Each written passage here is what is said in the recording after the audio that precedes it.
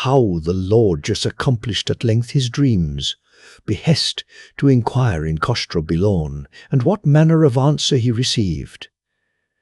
That night they spent safely, by favour of the gods, under the highest crags of Kostrapivracha, in a sheltered hollow piled round with snow.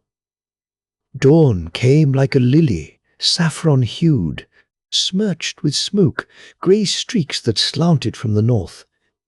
The great peaks stood as islands above a main of level cloud, out of which the sun walked flaming, a ball of red gold fire. An hour before his face appeared, the demons and Mivash were roped and started on their eastward journey, ill to do with as was the crest of the great north buttress by which they had climbed the mountain. 7 times worse was this eastern ridge, leading to Kostrabelon. Leaner of back it was, flanked by more profound abysses, deeply agashed, too treacherous and too sudden in its changes, from sure rock to rotten and perilous, piled with tottering crags, hung about with cornices of uncertain snow, girt with cliffs smooth and holdless as a castle wall. Small marvel that it cost them 13 hours to come down that ridge. The sun wheeled towards the west when they reached at length that frozen edge, sharp as a sickle, that was in the gates of Zimiamvia. Weary they were and ropeless, for by no means else might they come down from the last great tower, save by the rope made fast from above. A fierce northeaster had swept the ridges all day, bringing snowstorms on its wings. Their fingers were numbed with cold, and the beards of Lord Brandoch, Daha, and Mivash Fars stiff with ice. Too weary to halt, they set forth again, Jas leading. It was many hundred paces along that ice edge, and the sun was near setting when they stood at last within a stone's throw of the cliffs of Kostrabelon. Since before noon avalanches had thundered ceaselessly down those cliffs, now, in the cool of the evening, all was still. The wind was fallen, the deep blue sky was without a cloud, the fires of sunset crept down the vast white precipices before them, till every ledge and fold and frozen pinnacle glowed pink colour, and every shadow became an emerald. The shadow of Kustra Pivracha lay cold across the lower stretches of the face on the Zimiamvian side. The edge of that shadow was as the division betwixt the living and the dead. "What dost think on?" said Jas to Brandoch Daha, that leaned upon his sword, surveying that glory. Brandoch Daha started and looked on him. "Why," said he, "on this, that it is likely thy dream was but a lure, sent thee by the king to tempt us on to mighty actions reserved for our destruction.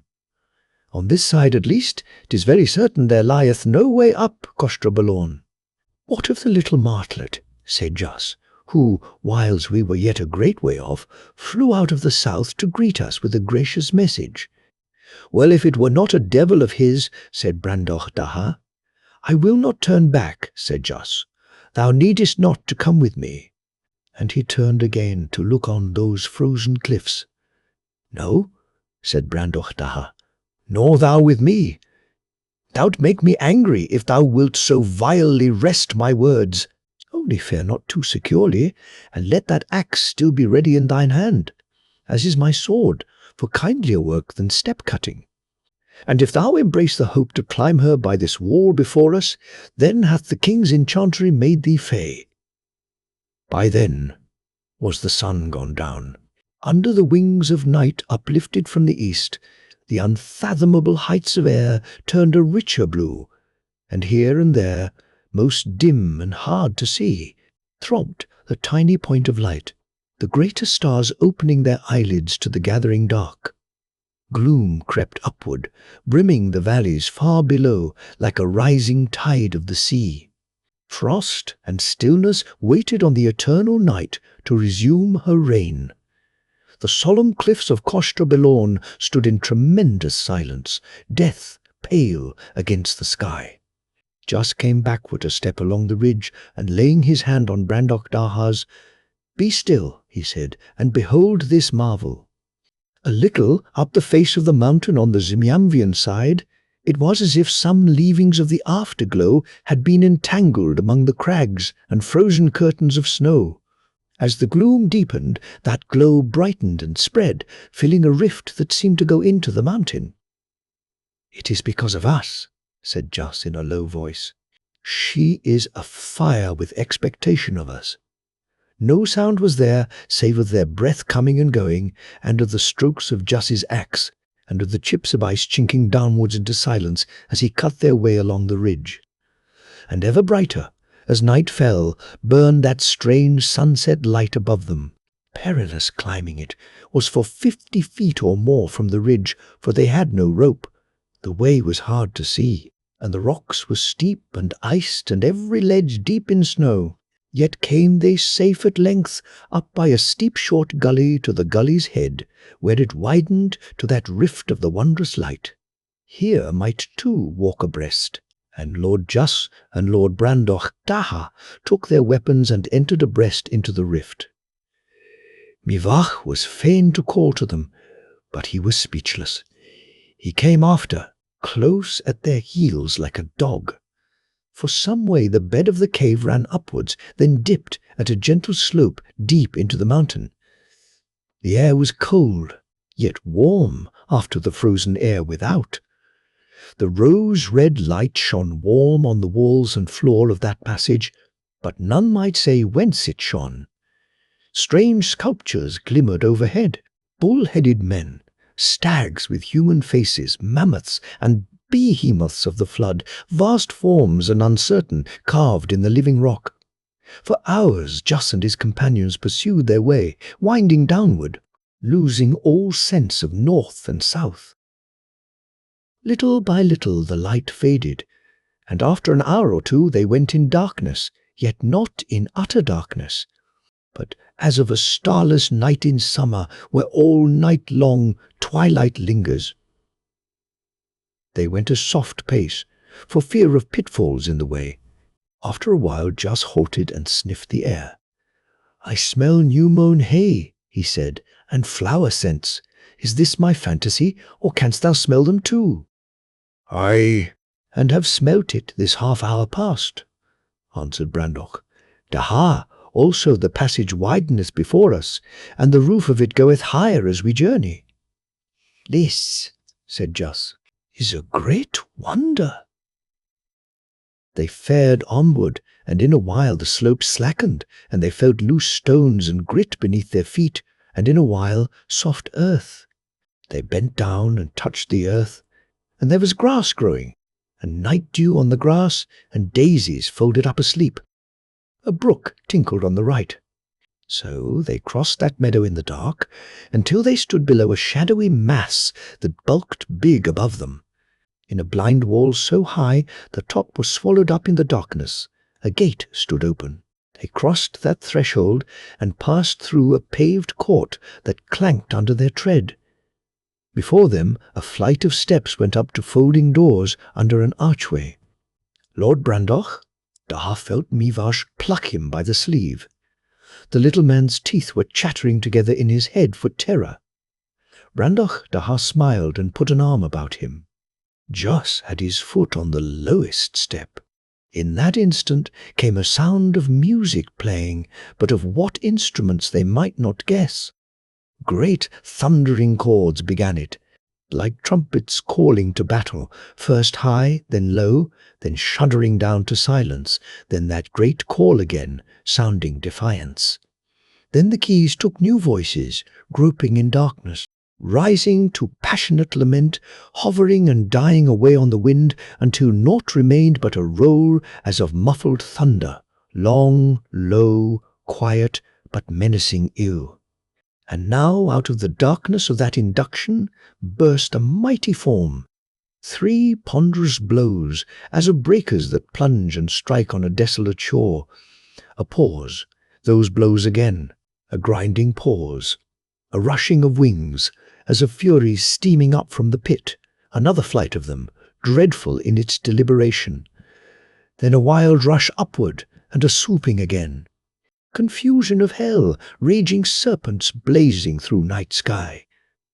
Then, on a sudden out of a distant key, a sweet melody, long drawn and clear, like a blaze of low sunshine piercing the dust clouds above a battlefield. This was but an interlude to the terror of the great main theme that came in tumultuous strides up again from the deeps, storming to a grand climacteric of fury and passing away into silence. Now came a majestic figure, stately and calm, born of that terror, leading to it again, battlings of these themes in many keys, and at last the great triple blow, thundering in new strength, crushing all joy and sweetness, as with a mace of iron, battering the roots of life into a general ruin. But even in the main stride of its outrage and terror, that great power seemed to shrivel. The thunderblasts crashed weaklier, the harsh blows rattled awry, and the vast frame of conquest and destroying violence sank down panting, tottered, and rumbled ingloriously into silence. Like men held in a trance, those lords of Demonland listened to the last echoes of the great, sad chord where that music had breathed out its heart, as if the very heart of wrath were broken. But this was not the end. Cold and serene as some chaste virgin vowed to the gods, with clear eyes which see naught below high heaven, a quiet melody rose from that grave of terror. Weak it seemed at first, a little thing after that cataclysm, a little thing, like spring's first bud peeping after the blasting rain of cold and ice. Yet it walked undismayed, gathering as it went beauty and power, and on a sudden the folding doors swung open, shedding a flood of radiance down the stairs. Lord Jas and Lord Brandoch Daha watched, as men watch for a star to rise, that radiant portal. And like a star indeed, or like the tranquil moon appearing, they beheld after a while one crowned like a queen, with a diadem of little clouds that seemed stolen from the mountain sunset, scattering soft beams of rosy brightness. She stood alone under that mighty portico with its vast shadowy forms of winged lions in shining stone black as jet. Youthful she seemed, as one that hath but just bidden adieu to childhood, with grave sweet lips and grave black eyes and hair like the night. Little black martlets perched on her either shoulder, and a dozen more skimmed the air above her head, so swift of wing that scarcely the eye might follow them.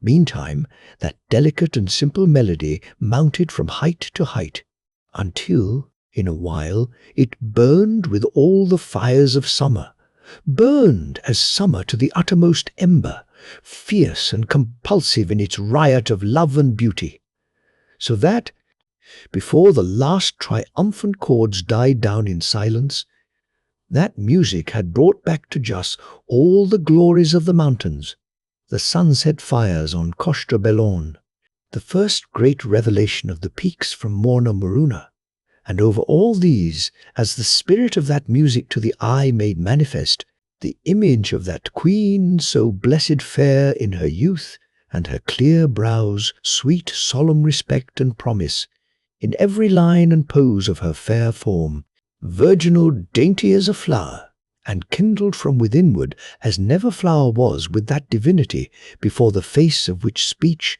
and song fall silent, and men may but catch their breath and worship. When she spoke, it was with a voice like crystal. Thanks be and praise to the blessed gods, for lo, the years depart, and the fated years bring forth as the gods ordain, and ye be those that were for to come. Surely those great lords of Demonland stood like little boys before her, she said again. Are not ye, Lord Jas and Lord Brandoch Daha of Demonland, come up to me by the way banned to all mortals else, come up into Costa Bellon? Then answered Lord Jas for them both, and said, Surely, O Queen Sophonisba, we be they thou namest. Now the queen carried them into her palace, and into a great hall where was her throne and state. The pillars of the hall were as vast towers, and there were galleries above them, tier upon tier, rising higher than sight could reach, or the light of the gentle lamps in their stands that lighted the tables and the floor. The walls and the pillars were of a sombre stone unpolished, and on the walls strange portraitures, lions, dragons, knickers of the sea, spread, eagles, elephants, swans, unicorns, and other, lively made and richly set forth with curious colours of painting, all of giant size beyond the experience of humankind, so that to be in that hall was as it were to shelter in a small spot of light and life, canopied, vaulted, and embraced by the circumambient unknown. The queen sate on her throne that was bright like the face of a river ruffled with wind under a silver moon. Save for those little martlets, she was unattended. She made those lords of Demonland sit down before her face, and there were brought forth by the agency of unseen hands tables before them and precious dishes filled with unknown viands. And there played a soft music, made in the air by what unseen art they knew not. The queen said, "Behold ambrosia, which the gods do eat, and nectar which they drink, on which meat and wine myself do feed, by the bounty of the blessed gods. And the savour thereof wearieth not, and the glow thereof and the perfume thereof dieth not for ever." So they tasted of the ambrosia that was white to look on, and crisp to the tooth, and sweet, and being eaten, revived strength in the body more than a surfeit of bullock's flesh, and of the nectar that was all afoam, and coloured like the inmost fires of sunset. Surely somewhat of the peace of the gods was in that nectar divine. The queen said, "Tell me, why are ye come?" Just answered, "Surely there was a dream sent me, O Queen Sophonisba, through the gate of horn, and it bade me inquire hither after him I most desire, for want of whom my whole soul languisheth in sorrow this year, gone by, even after my dear brother, the Lord Goldry Blusco." His words ceased in his throat, for with the speaking of that name, the firm fabric of that palace quivered like the leaves of a forest under a sudden squall. Colour went from the scene, like the blood chased from a man's face by fear, and all was of a pallid hue, like the landscape which one beholds of a bright summer day after lying with eyes closed for a space, face upward under the blazing sun, all grey and cold, the warm colours burnt to ashes. Withal followed the appearance of hateful little creatures issuing from the joints of the paving stones and the great blocks of the walls and pillars, some like grasshoppers with human heads and wings, of flies, some like fishes with stings in their tails, some fat like toads, some like eels, a wriggling with puppy dogs' heads and asses' ears, loathly ones, exiles of glory, scaly and obscene. The horror passed. Colour returned. The queen sat like a graven statue, her lips parted. After a while she said with a shaken voice, low and with downcast eyes, "Sirs, you demand of me a very strange matter, such as wherewith never hitherto I have been acquainted. As you are noble, I beseech you speak not that name again. In the name of the blessed gods, speak it not again." Lord Just was silent. Naught good were his thoughts within him. In due time, a little martlet by the queen's command brought them to their bedchambers, and there in great beds, soft and fragrant, they went to rest. Just waked long in the doubtful light, troubled at heart. At length he fell into a troubled sleep. The glimmer of the lamps mingled with his dreams, and his dreams with it, so that scarce he wist whether asleep or waking, he beheld the walls of the bedchamber dispart in sunder, disclosing a prospect of vast paths of moonlight, and a solitary mountain peak standing naked out of a sea of cloud that gleamed white beneath the moon. It seemed to him that the power of flight was upon him, and that he flew to that mountain and hung in air beholding it near at hand. And a circle has the appearance of fire round about it, and on the summit of the mountain the likeness of a burg or citadel of brass that was green with eld and surface battered by the frosts and winds of ages. On the battlements was the appearance of a great company, both men and women, never still, now walking on the wall with hands lifted up as in supplication to the crystal lamps of heaven, now flinging themselves on their knees or leaning against the brazen battlements to bury their faces in their hands, or standing at gaze as night-walkers gazing into the void. Some seemed men of war, and some great courtiers by their costly apparel, rulers and kings daughters, grave bearded counsellors, youths and maidens and crowned queens. And when they went, and when they stood, and when they seemed to cry aloud bitterly, all was noiseless, even as the tomb, and the faces of those mourners pallid as a dead corpse is pallid. Then it seemed to Jos that he beheld a keep of brass flat-roofed standing on the right, a little higher than the walls, with battlements about the roof. He strove to cry aloud, but it was as if some devil gripped his throat, stifling him, for no sound came.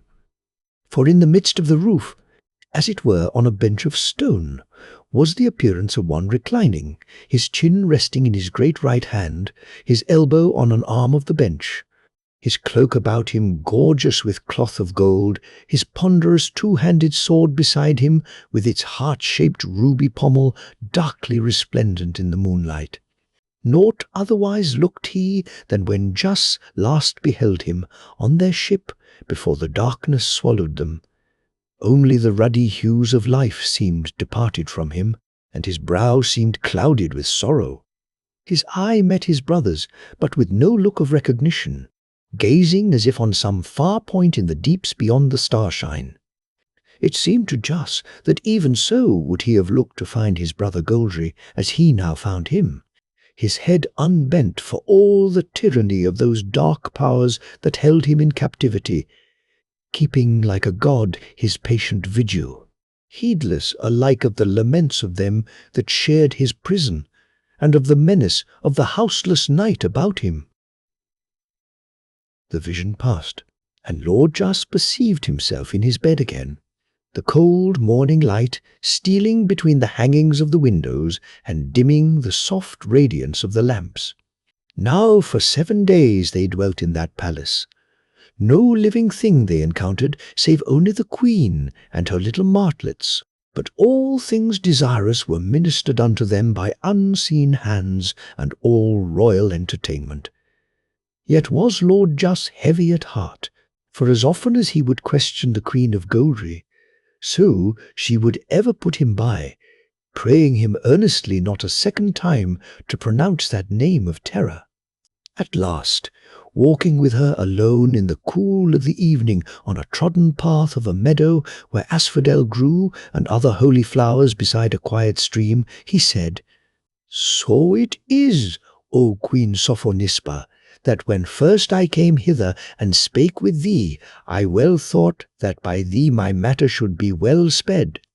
And didst not thou then promise me thy goodness and grace from thee thereafter?" "This is very true," said the queen. "Then why," said he, "when I would question thee of that I make most store of, wilt thou always daff me and put me by?" She was silent, hanging her head. He looked sidelong for a minute at her sweet profile, the grave, clear lines of her mouth and chin. "Of whom must I inquire," he said, "if not of thee? Which art queen in Kostra, Belorn, and must know this thing?" She stopped and faced him with dark eyes that were like a child's for innocence and like a god's for splendor. "My lord, that I have put thee off, ascribe it not to evil intent." That were an unnatural part indeed in me unto you of Demonland, who have fulfilled the weird and set me free again to visit again the world of men which I so much desire. Despite all my sorrows, I there fulfilled in elder time. Or shall I forget you are at enmity with the wicked house of Witchland, and therefore doubly pledge my friends? That the event must prove, O Queen, said Lord Jus. "Oh, saw ye Morna Maruna?" cried she. "Saw ye it in the wilderness?" And when he looked on her still dark and mistrustful, she said, "Is this forgot?" And methought it should be mention and remembrance made thereof unto the end of the world. I pray thee, my lord, what age art thou? I have looked upon this world, answered Lord Jus, for thrice 10 years. And I, said the Queen, but 17 summers. Yet that same age had I when thou wast born, and thy grandsire before thee, and his before him. For the gods gave me youth for evermore, when they brought me hither after the realm, rape that befell our house, and lodged me in this mountain. She paused and stood motionless, her hands clasped lightly before her, her head bent, her face turned a little away, so that he saw only the white curve of her neck and her cheeks' soft outline. All the air was full of sunset, though no sun was there, but a scattered splendor only, shed from the high roof of rock that was like a sky above them, self-effulgent. Very softly she began again to speak, the crystal accents of her voice sounding like the faint notes of a bell borne from a great way off on the quiet air of a summer evening. Surely time past is gone by like a shadow since those days when I was queen in Morna Maruna, dwelling there with my lady mother and the princes, my cousins in peace and joy, until Garis III came out of the north, the great king of Witchland, desiring to explore these mountains for his pride's sake and his insolent heart, which cost him dear. 'Twas on an evening of early summer we beheld him and his folk ride over the flowering meadows of the Maruna. Nobly was he entertained by us, and when we knew what way he meant to go, we counselled him turn back, and the manticores must tear him if he went. But he mocked at our advisals, and on the morrow departed, he and his, by way of Omprendi Edge. And never again were they seen of living man. That had been small loss, but hereof there befell a great and horrible mischief. For in the spring of the year came Goris IV, with a great army out of waterish Witchland, saying with open mouth of defamation that we were the dead king's murderers, we that were peaceful folk, and would not entertain an action should call us villain for all the wealth of Impland. In the night they came, when all we save the sentinels upon the walls were in our beds, secure in a quiet conscience.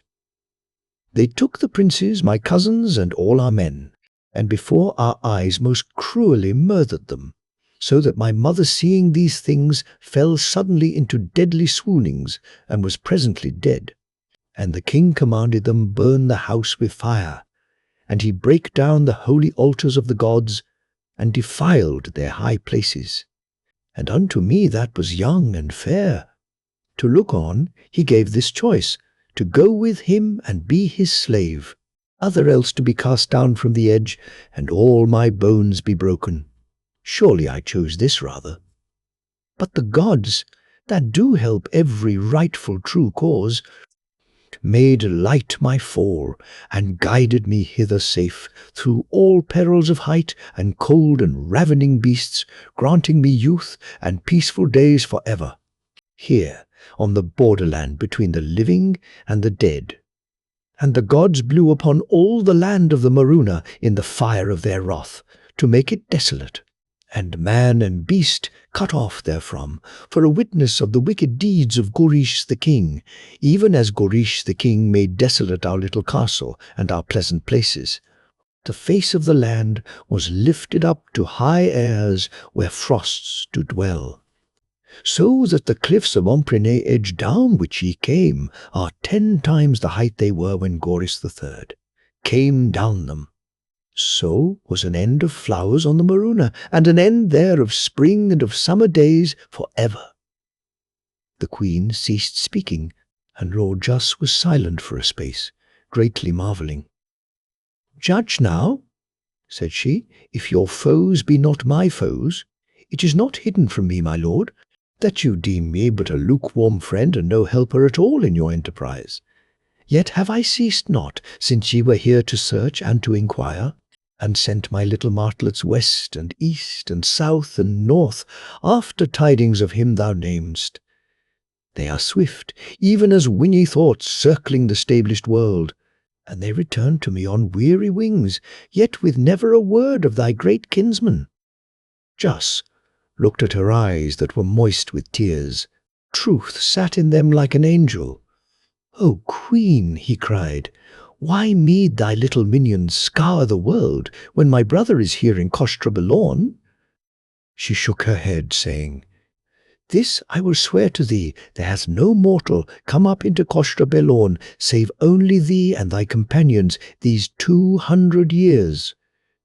But Jus said again, "My brother is here in Costrabelorn. Mine eyes beheld him that first night, hedged about with fires, and he is held captive on a tower of brass on a peak of a mountain." "There be no mountains here," said she, "save this in whose womb we have our dwelling." "Yet so I beheld my brother," said Jus, "under the white beams of the full moon."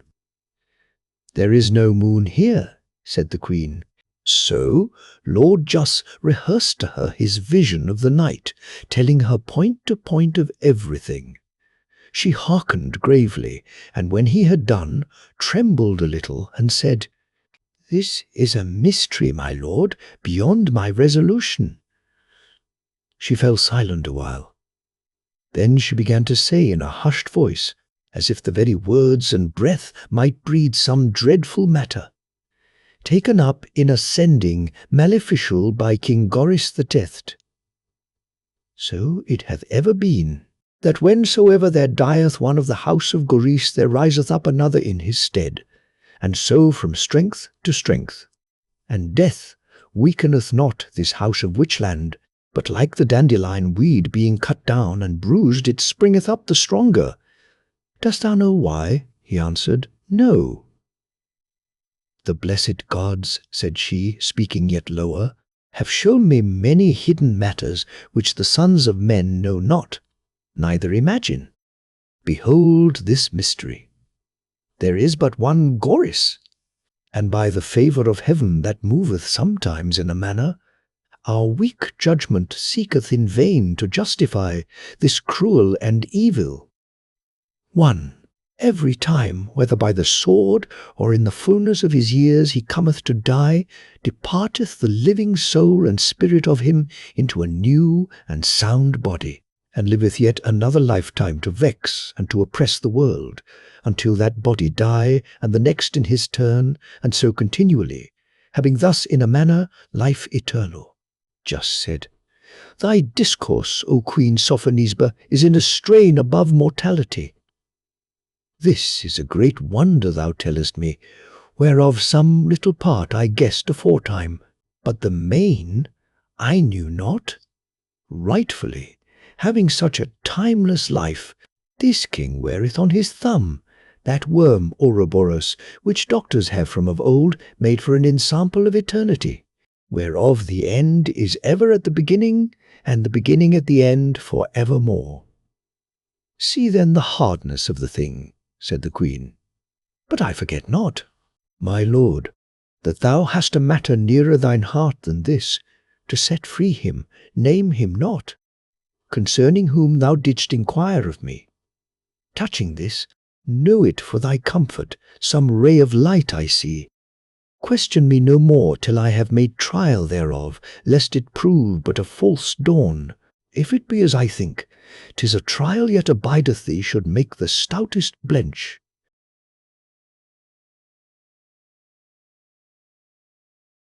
The Lake of Rivalry of the Furtherance.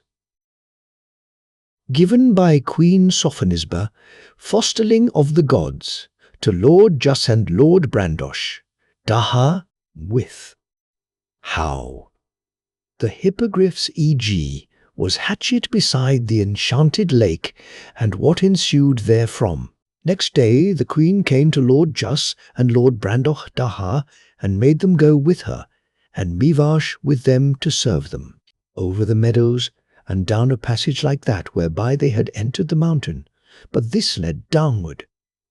"Ye may marvel," she said, "to see daylight in the heart of this great mountain. Yet it is but the hidden work of nature, for the rays of the sun, striking all day upon Kostra Belorn and upon her robe of snow, sink into the snow like water, and so, soaking through the secret places of the rocks, shine again in this hollow chamber where we dwell, and in these passages cleft by the gods to give us our goings out and our comings in. And as sunset followeth broad day with coloured fires, and moonlight or darkness followeth sunset, and dawn followeth night, ushering the bright day once more, so these changes of the dark and light succeed one another within the mountain." They passed on, ever downward, till after many hours they came suddenly forth into dazzling sunlight. They stood at a cave's mouth on a beach of sand, white and clean, that was lapped by the ripples of a sapphire lake, a great lake, sown with islets, craggy and luxuriant, with trees and flowering growths. Many-armed was the lake, winding everywhere in secret reaches behind promontories that were spurs of the mountains that held it in their bosom, some wooded or green with lush flower-spangled turf to the water's edge, some with bare rocks abrupt from the water, some crowned with rugged lines of crag that sent down scree slopes into the lake below. It was mid-afternoon, sweet-aired, a day of dappled cloud, shadows and changing lights. White birds circled above the lake, and now and then a kingfisher flashed by like a streak of azure flame. That was a westward-facing beach, at the end of a headland that ran down clothed with pine forests, with open primrose glades from a spur of Kostra Belorn. Northward, the two great mountains stood at the head of a straight, narrow valley that ran up to the gates of Zimiamvia. Vaster they seemed than the demons had yet beheld them, showing, at but 6 or 7 miles distance, a clear 16,000 feet above the lake. Nor from any other point of prospect were they more lovely to behold, Kostra Pivracha, like an eagle armed, shadowing with wings, and Kostra Belorn as a goddess fallen a-dreaming, gracious as the morning star of heaven. Wondrous bright were their snows in the sunshine, yet ghostly and unsubstantial to view, seen through the hazy summer air. Olive trees, grey and soft, outlined like embodied mist, grew in the lower valleys. Woods of oak and birch and every forest tree clothed the slopes, and in the warmer folds of the mountain sides, belts of creamy rhododendrons straggled upwards even to the moraines above the lower glaciers and the very margin of the snows. The queen watched Lord Jus as his gaze moved to the left past Kostra Pivracha, past the blunt lower crest of Gogio, to a great lonely peak many miles distant that frowned over the rich maze of nearer ridges which stood above the lake. Its southern shoulder swept in a long, majestic line of cliffs up to a clean, sharp summit. Northward it fell steeplier away. Little snow hung on the sheer rock faces, save where the gullies cleft them. For grace and beauty scarce might Kostra Belorn herself surpass that peak, but terrible it looked, and as a mansion of old night, that not high noonday could wholly dispossess of darkness.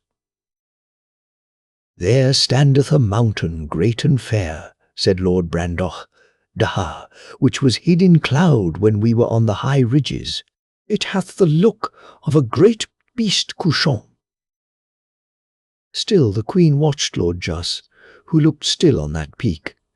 Then he turned to her, His hands clenched on the buckles of his breastplates.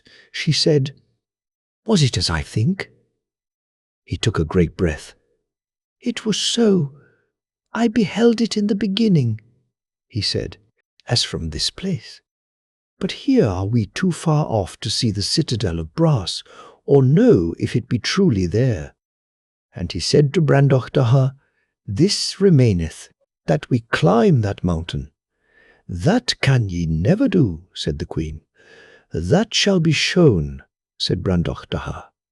"List," said she, "nameless is yonder mountain upon earth, for until this hour, save only for me and you, the eye of living man hath not looked upon it.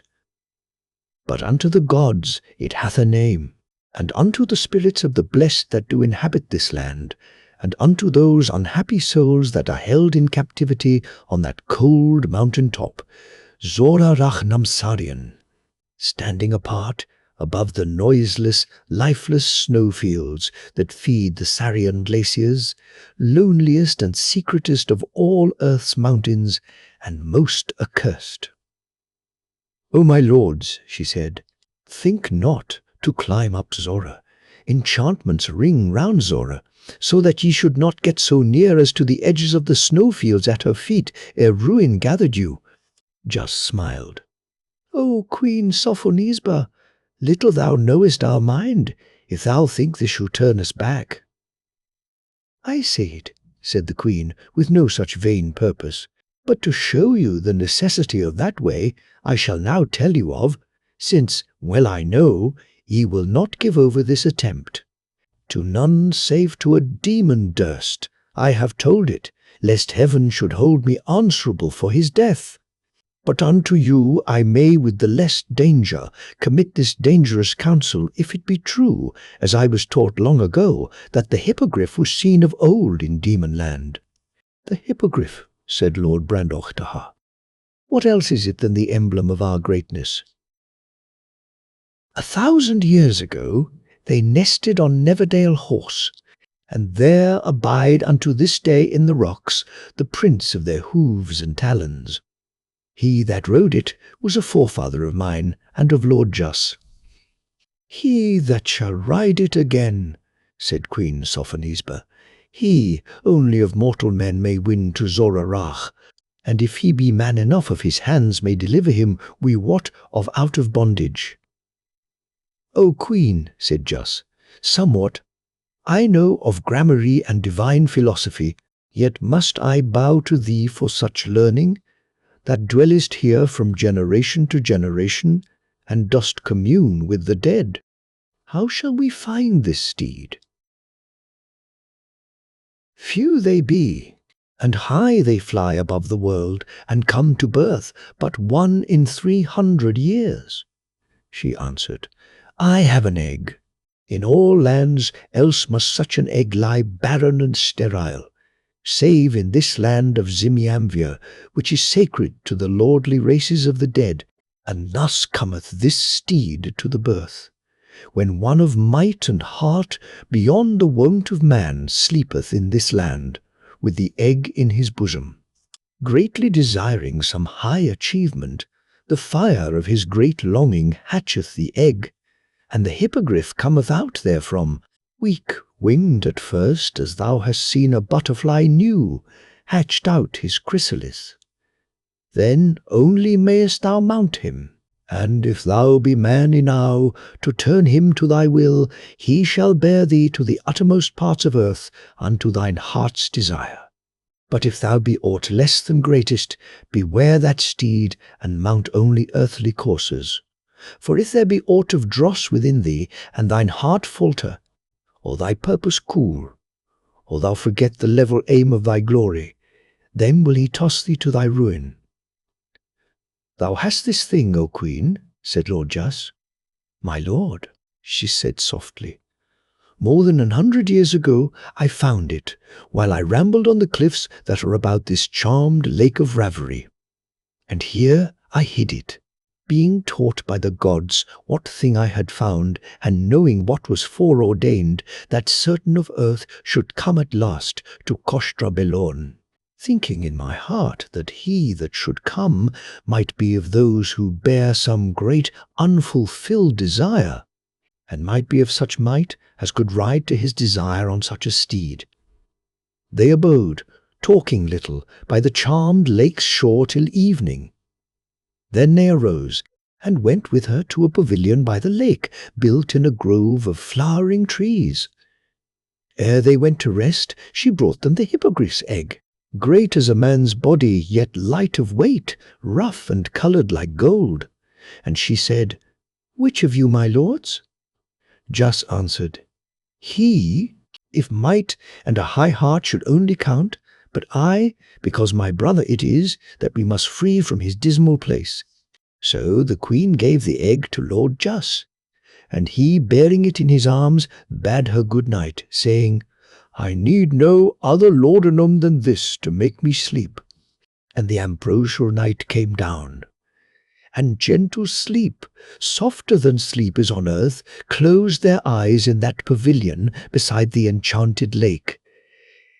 Mivash slept not. Small joy had he of that lake of rivalry, caring for none of its beauties, but mindful still of certain lewd bugs he had seen basking by its shores all through the golden afternoon. He had questioned one of the queen's martlets concerning them, who laughed at him and let him know that these were crocodiles, wardens of the lake, tame and gentle toward the heroes of bliss, who resorted thither to bathe and disport themselves.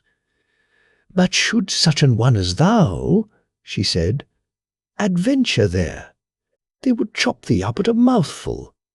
This saddened him, and indeed little ease of heart had he since he came out of Impland, and dearly he desired his home, though it were sacked and burnt, and the men of his own blood, though they should prove his foes.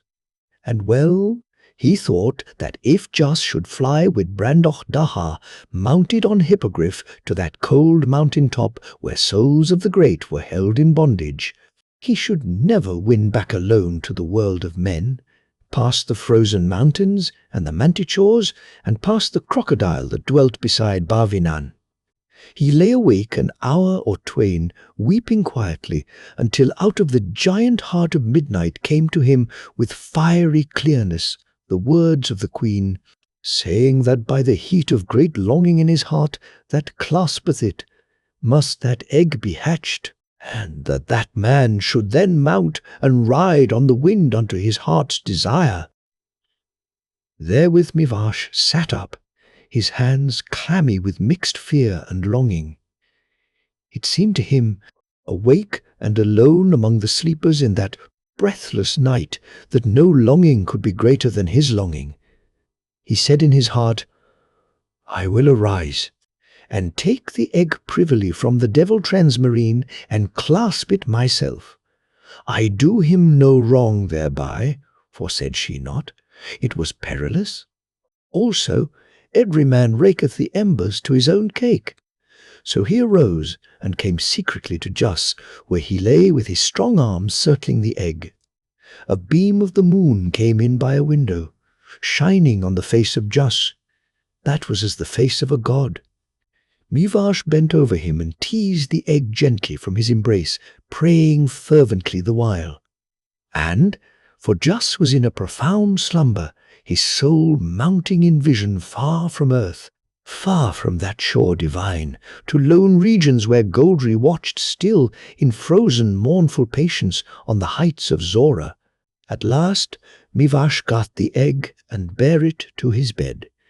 Very warm it was, crackling to his ear as he embraced it, as of a power moving from withinwards. In such wise Mivash fell asleep, clasping the egg as a man should clasp his dearest. And a little before dawn it hatched in his arms and fell asunder, and he started awake, his arms about the neck of a strange steed. It went forth into the pale light before the sunrise, and he with it, holding it fast. The sheen of its hair was like the peacock's neck, its eyes like the changing fires of a star of a windy night. Its nostrils widened to the breath of the dawn, Its wings unfolded and grew stiff, their feathers like the tail feathers of the peacock pheasant, white with purple eyes and hard to the touch as iron blades. Mivash was mounted on its back, seizing the shining mane with both hands, trembling. And now was he fain to descend, but the hippogriff snorted and reared, and he, fearing a great fall, clung closer. It stamped with its silver hoofs, flapping its wings, ramping like a lioness, tearing up the grass with its claws. Mivash screamed, torn between hope and fear. It plunged forward and leaped into the air and flew. The demons, waked by the whirring of wings, rushed from the pavilion to behold that marvel flown against the obscure west. Wild was its flight, like a snipe dipping and plunging. And while they looked, they saw the rider flung from his seat and heard, some moments after, a dull flop and splash of a body fallen in the lake. The wild steed vanished, winging toward the upper air. Rings ran outward from the splash, troubling the surface of the lake, marring the dark reflection of Sorcerers mirrored in the sleeping waters. "Poor Mivash!" cried Lord Brandoch. "Daha! After all the weary leagues I made him go with me." And he threw off his cloak, took a dagger in his teeth, and swam with great overarm strokes out to the spot where Mivash fell. But naught he found of Mivash. Only he saw nearby on an island beach a crocodile, big and bloated, that eyed him guiltily, and stayed not for his coming, but lumbering into the water dived and disappeared. So Brandoch Daha turned and swam ashore again. Lord Jus stood as a man stricken to stone. As one despaired, he turned to the queen, who now came forth to them, wrapped in a mantle of swan's down. Yet high he held his head. "O Queen Sophonisba, here is that secret gloam or bottom of our days, come when we sniffed the sweetness of the morning." "My lord," said she, "the flies hemorrhage, take life with the sun and die with the dew. But thou, if thou be truly great, join not hands with desperation. Let the sad ending of this poor servant of thine be to thee a monument against such folly. Earth is not ruined for a single shower. Come back with me to Costrabelorn." He looked at the grand peak of Zora, dark against the wakening east. "Madam," he said, "thou hast little more than half my years, and yet by another computation, thou art 7 times mine age. I am not light of will, nor thou shalt not find me a fool to thee. Let us go back to Costrabelorn." They brake their fast quietly and returned by the way they came. And the queen said, "My lords, Jus and Brandoch Daha, there be few steeds of such a kind to carry you to Zorarach, Namsarion, and not ye, though ye be beyond the half-gods in your might and virtue, might have power to ride them. But if ye take them from the egg, so high they fly, so shy they are, ye should not catch them, though ye waited 10 men's lifetimes. I will send my martlets to see if there be another egg in the world." So she dispatched them, north and west and south and east. And in due time those little birds returned on weary wing, all save one, without tidings. "All have come back to me," said the queen, "save Arabella alone. Dangers attend them in the world, birds of prey, men that slay little birds for their sport. Yet hope with me that she may come back at last." But the Lord just spake and said, "O Queen Sophonisba, to hope and wait lieth not in my nature, but to be swift, resolute, and exact whensoever I see my way before me. This have I ever approved, that the strawberry groweth underneath the nettle still. I will assay the ascent of Zora. Nor might all her prayers turn him from this rashness, wherein the Lord Brandoch Daha besides did most eagerly second him. 2 nights and 2 days they were gone, And the queen abode them in great trouble of heart in her pavilion by the enchanted lake. The third evening came Brandoch Daha back to the pavilion, bringing with him Just that was like a man at point of death, and himself besides deadly sick. "Tell me not anything," said the queen. "Forgetfulness is the only sovereign remedy, which with all my art I will strive to induce in thy mind and in his. Surely I despaired ever to see you in life again, so rashly entered into those regions forbid." Brandoch Daha smiled, but his look was ghastly. "Blame us not overmuch, dear queen. Who shoots at the midday sun? Though he be sure he shall never hit the mark, yet as sure he is, he shall shoot higher than who aims but at a bush." His voice broke in his throat. The whites of his eyes rolled up. He caught at the queen's hand like a frightened child. Then, with a mighty effort mastering himself, "I pray bear with me a little," he said. "After a little good meats and drinks taken, 'twill pass. I pray look to Just. Is a dead, think you?" Days passed and months, and the Lord Just lay yet as it were in the article of death, tended by his friend and by the queen in that pavilion by the lake. At length, when winter was gone in Middle-earth and the spring far spent, back came that last little martlet on weary wing. She they had long given up for lost. She sank in her mistress's bosom, almost dead indeed for weariness. But the queen cherished her and gave her nectar, so that she gathered strength and said, "O queen, Sophonisba, fosterling of the gods, I flew for thee east and south and west and north, by sea and by land, in heat and frost, unto the frozen poles, about and about, and at the last came to Demon Land, to the range of Neverdale. There is a tarn among the mountains that men call Dual Tarn. Very deep it is, and men that live by bread do hold it for bottomless. Yet hath it a bottom, and on the bottom lieth an hippogriff's egg, seen by me, for I flew at a great height above it." "In Demon Land," said the queen. And she said to Lord Brandoch Daha, "It is the only one. Ye must go home to fetch it." Brandoch Daha said, "Home to Demon Land? After we spent our powers and crossed the world to find the way? But when Lord Just knew of it, straightway with hope, so renewed began his sickness to depart from him, so that he was in a few weeks' space very well recovered. And it was now a full year gone by since first the demons came up into Kostra Belorn.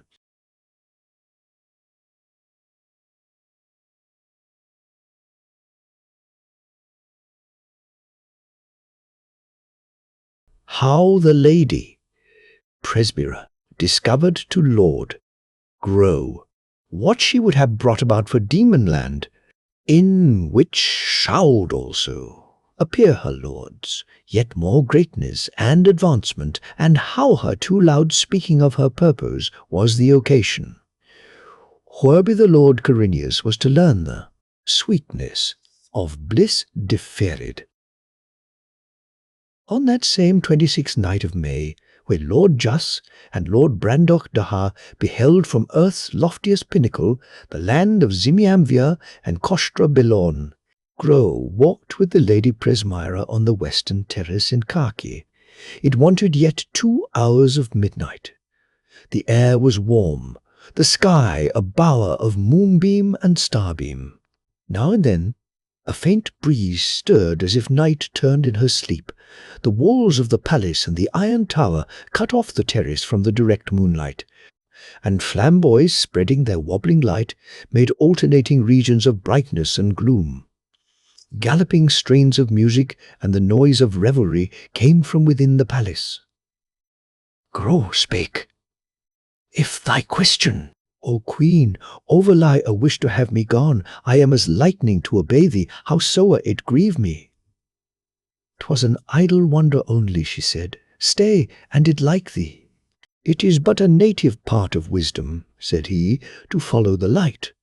When thou wast departed from the hall, methought all the bright lights were bedimmed. He looked at her sidelong as they passed into the radiance of a flamboy, studying her countenance that seemed clouded with grievous thought. Fair of all fairs she seemed, stately and splendid, crowned with a golden crown, set about with dark amethysts. A figure of a crabfish topped it above the brow, curiously wrought in silver, and bearing in either claw a ball of chrysolite, the bigness of a thrush's egg. Lord Grow said, "This too was part of my mind, to behold those stars in heaven that men call Berenice's hair, and know if they can outshine in glory thine hair, O Queen." They paced on in silence. Then, "These phrases of forced gallantry," she said, "sort ill with our friendship, my Lord Grow. If I be not angry, think it is because I father them on the deep healths thou hast caroused unto our Lord the King on this night of nights, when the returning year bringeth back the date of his sending and our vengeance upon Demonland. Madam," he said, "I would but have thee give over this melancholy.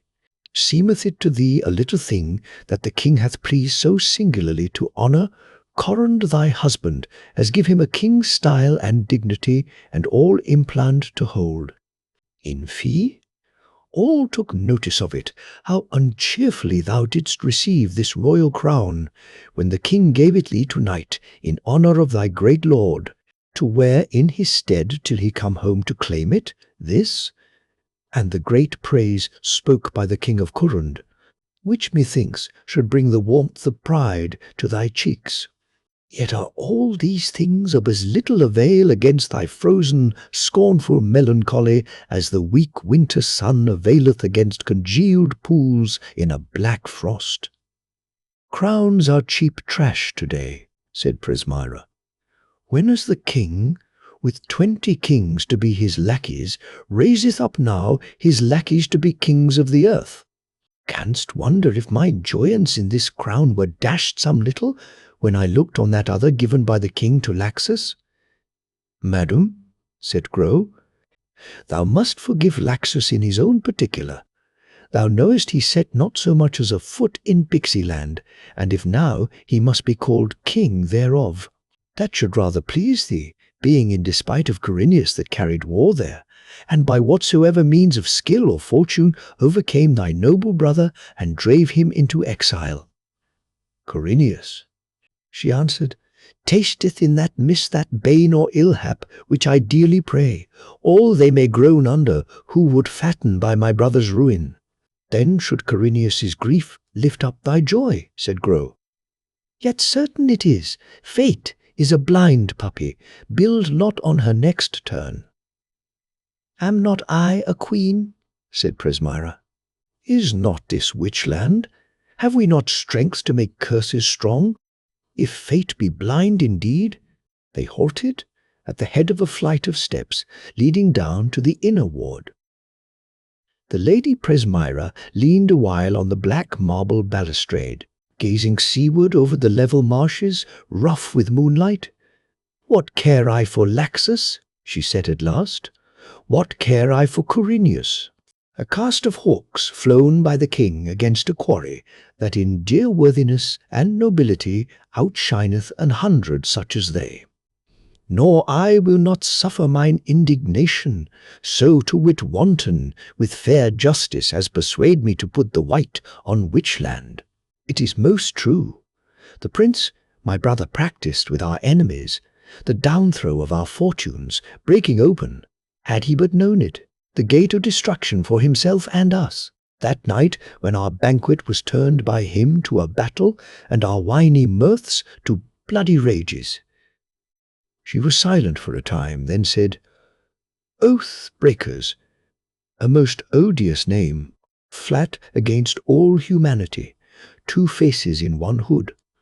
Oh, that earth would start up and strike the sins that tread on her." "I see thou lookest west over sea," said Grow. "There's somewhat thou canst see then, my lord. Grow by owl light," said Presmyra. "Thou didst tell me at the time," he said, With what compliments in vows and strange well-studied promises of friendship. The Lord just took leave of thee at their escaping out of Khaki. Yet art thou to blame, O Queen, if thou take in too ill part the breaking of such promises given in extremity, which prove commonly like fish, new, stale, and stinking in 3 days. Sure, 'tis a small matter, said she, that my brother should cast aside all ties of interest and alliance to save these great ones from an evil death, and they, being delivered, should toss him a light gramercy and go their ways, leaving him to be exterminated out of his own country, and, for all they know or reck, to lose his life. May the great devil of hell torture their souls. Madam, said Lord Grow, I would have thee view the matter soberly, and leave these bitter flashes. The demons did save thy brother once in Lida Nanguna, and his delivering of them out of the hand of our lord the king was but just payment therefor. The scales hang equal, she answered. Do not defile mine ears with their excuses. They have shamefully abused us, and the guilt of their black deed planteth them day by day more firmlier in my deeper settled hate. Art thou so deeply read in nature and her large philosophy? And I am yet to teach thee that deadliest hellebore or the vomit of a toad are qualified poison to the malice of a woman. The darkness of a great cloud bank spreading from the south swallowed up the moonlight. Presmyra turned to resume her slow pacing down the terrace. The yellow, fiery sparkles in her eyes glinted in the flamboy's flare. She looked dangerous as a lioness, and delicate and graceful like an antelope. Grow walked beside her, saying, Did not Corran drive them forth in winter onto the Maruna, and can they continue there in life, alone amid so many devouring perils? Oh, my lord, she cried, say these good tidings to the kitchen wenches, not to me. Why, thyself didst enter in past years the very heart of the Maruna, and yet camest off. Else art thou the greatest liar. This only cankerfreets my soul, that days go by, and months, and Witchland beateth down all peoples under him. And yet he suffereth the crown of pride, these rebels of Demonland, to go yet untrodden under feet. Doth he deem it the better part to spare a foe and spoil a friend? That were an unhappy and unnatural conclusion. Or is he fey, even as was Goris the Seventh? Heaven foreshield it, yet as ill an end may bechance him and utter ruin, come on all of us, if he will withhold his scourge from Demonland until Jus and Brandoch Daha come home again, to meet with him. Madam, said Lord Grow, in these few words thou hast given me the picture of mine own mind in small. And forgive me that I bespake thee warily at the first, for these are matters of heavy moment, and ere I opened my mind to thee I would know that it agreed with thine. Let the king smite now, in the happy absence of their greatest champions. So shall we be in strength against them if they return again, and perchance Goldry with them. She smiled, and it seemed as if all the sultry night freshened and sweetened at that lady's smile. Thou art a dear companion to me, she said. Thy melancholy is to me as some shady wood in summer, where I may dance if I will, and that is often, or be sad if I will, and that is in these days oftener than I would, and never thou crossest my mood, save, but now thou didst so to plague me with thy precious flattering jargon, till I had thought thee skin-changed with Laxus or young Corinius, seeking such lures as gallants spread their wings to stoop in ladies' bosoms. For I would shake thee from this late-received sadness, said Grow, and he said, Thou art to commend me too, since I spake naught but truth. Oh, have done, my lord, she cried, or I'll dismiss thee hence. And as they walked, Presmyra sang softly, He that cannot choose but love, and strives against it still, never shall my fancy move, for he loves 'gainst his will, nor he which is all his own, and can at pleasure choose. When I am caught he can be gone, and when he list, refuse. Nor he that loves none but fair, for such by all are sought, nor he that can for foul ones care, for his judgment then is naught, nor he. She broke off suddenly, saying, Come, I have shook off the ill disposition, the sight of Laxus bred in me, and of his tawdry crown. Let's think on action. And first, I will tell thee a thing. This we spoke of hath been in my mind these 2 or 3 moons, ever since Corineus's campaigning in Pixieland. So when word came of my lord's destroying of the demon host, and his driving of Juice and Brandoch, Daha, like runaway thralls on the Maruna, I sent him a letter by the hand of Viglus that bare him from our lord the king's name in Impland. Therein I expressed how that the crown of Demonland should be a braver crown for us than this of Impland, howsoe'er it sparkle, praying him urge upon the king his sending of an armament to Demonland, and my lord the leader thereof, or, if he could not, as then come home to ask it, then I entreated him make me his ambassador to lay this counsel before the king, and crave the enterprise for Corund. Is not his answer in those letters I brought thee? Said Grow. Aye, said she, and a very scurvy beggarly lickspittle answer for a great lord to send to such a matter as I propounded.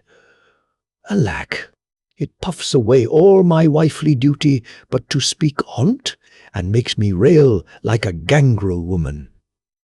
I'll walk apart, madam, said Grow, if thou wouldst have privateness to deliver thy mind. Presmyra laughed. "'Tis not all so bad," she said, "and yet it makes me angry.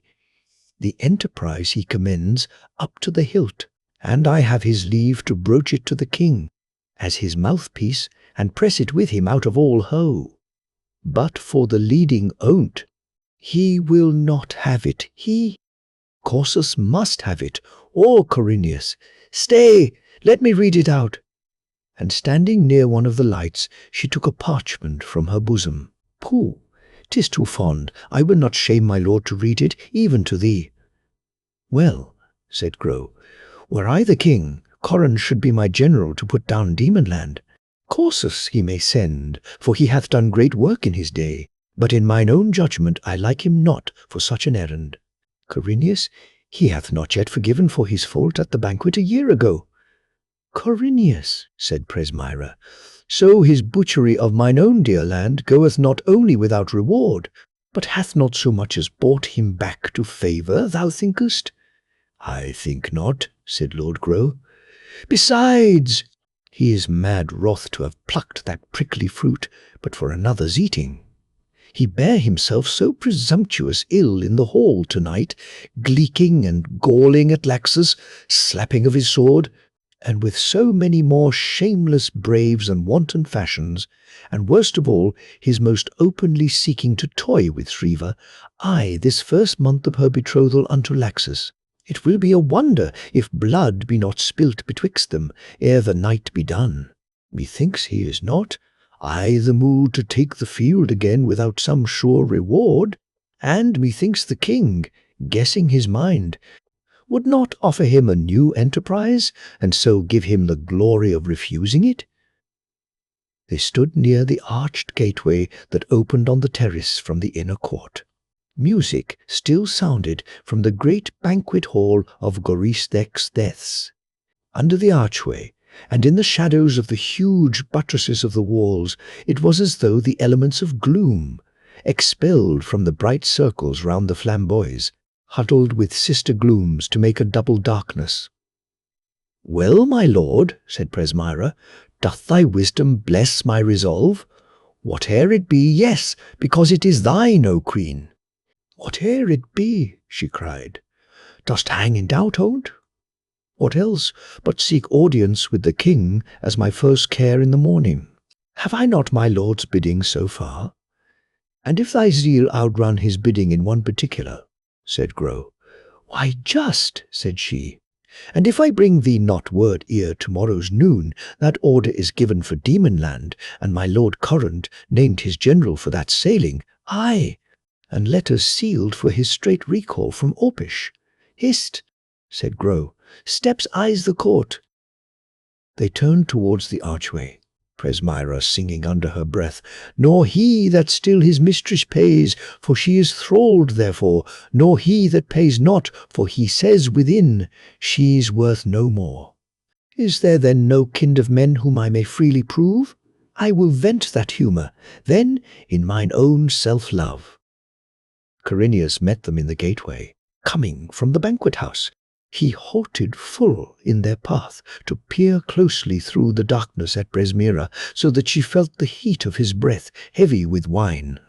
It was too dark to know faces, but he knew her by her stature and bearing. "Cry thee mercy, madam," he said.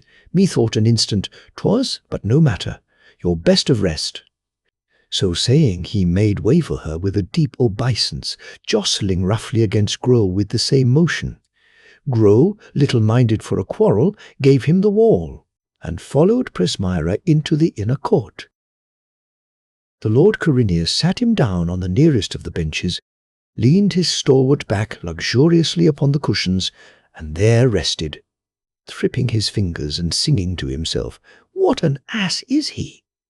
Waits a woman's leisure for a minute's pleasure, and perhaps may be gulled at last and lose her.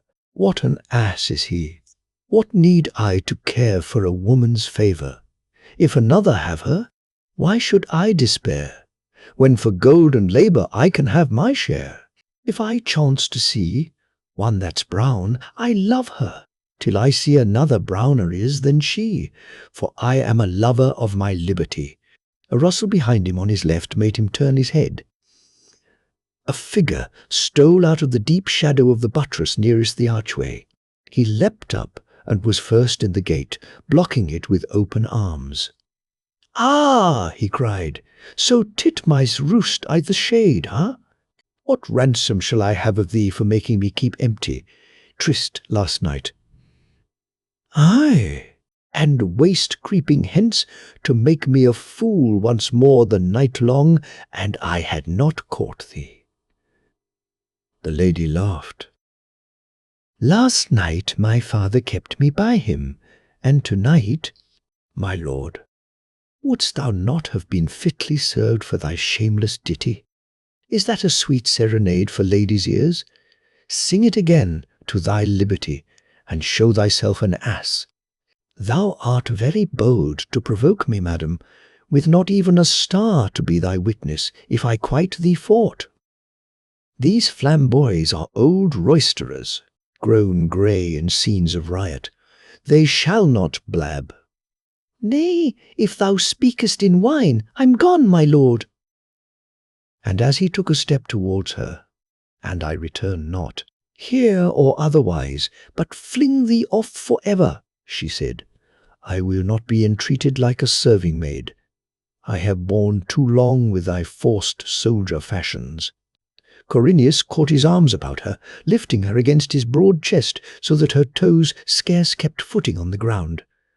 "O Shriva," he said thickly, bending his face to hers, "dost think to light so great a fire, and after walk through it and not be scorched thereat?"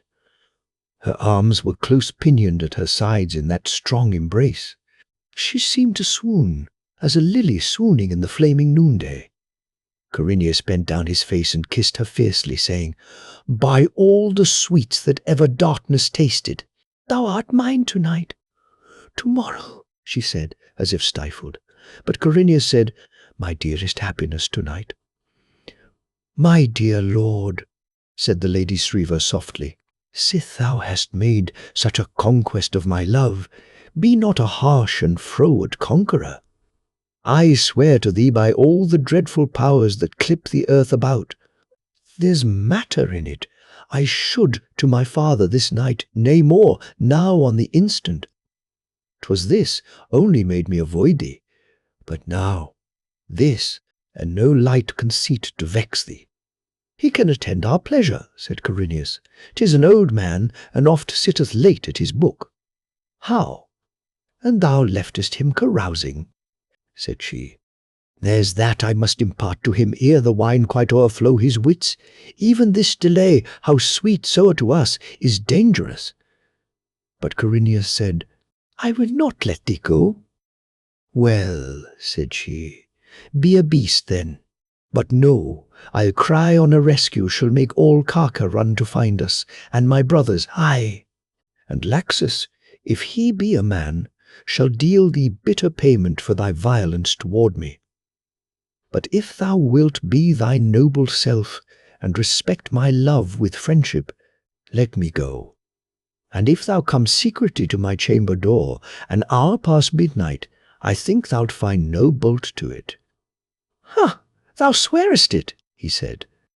She answered, else may steep destruction swallow me quick. An hour past midnight, and until then 'tis a year in my desires, said he. There spoke my noble lover, said Sriva, giving him her mouth once more. And swiftly she fared through the shadowy archway and across the court to where in the north gallery her father Corsus had his chamber. The Lord Corineus went back to his seat, and there reclined for a space in slothful ease, humming to an old tune. My mistress is a shuttlecock, composers of cork and feather. Each battledore sets on her dock, and bumps her on the leather. But cast her off which way you will, she will recoil to another still. Fa, la, la, la, la, la. He stretched his arms and yawned. Well, Laxus, my chub-faced meacock, this medicine hath eased powerfully my discontent. 'Tis but fair, sith I must miss my crown, that I should have thy mistress. And to say true, seeing how base, little, and ordinary a kingdom is this of Pixie land, and what a delectable sweet wagtail is Shriva, whom besides I have these 2 years past ne'er looked on. But my mouth watered, why, I may hold me part paid for the nonce, until I weary of her. Love is all my life, for it keeps me doing, yet my love and wooing is not for a wife. An hour past midnight, huh? What wine's best for lovers? I'll go drink a stoop, and so to dice with some of these lads to pass away the time till then.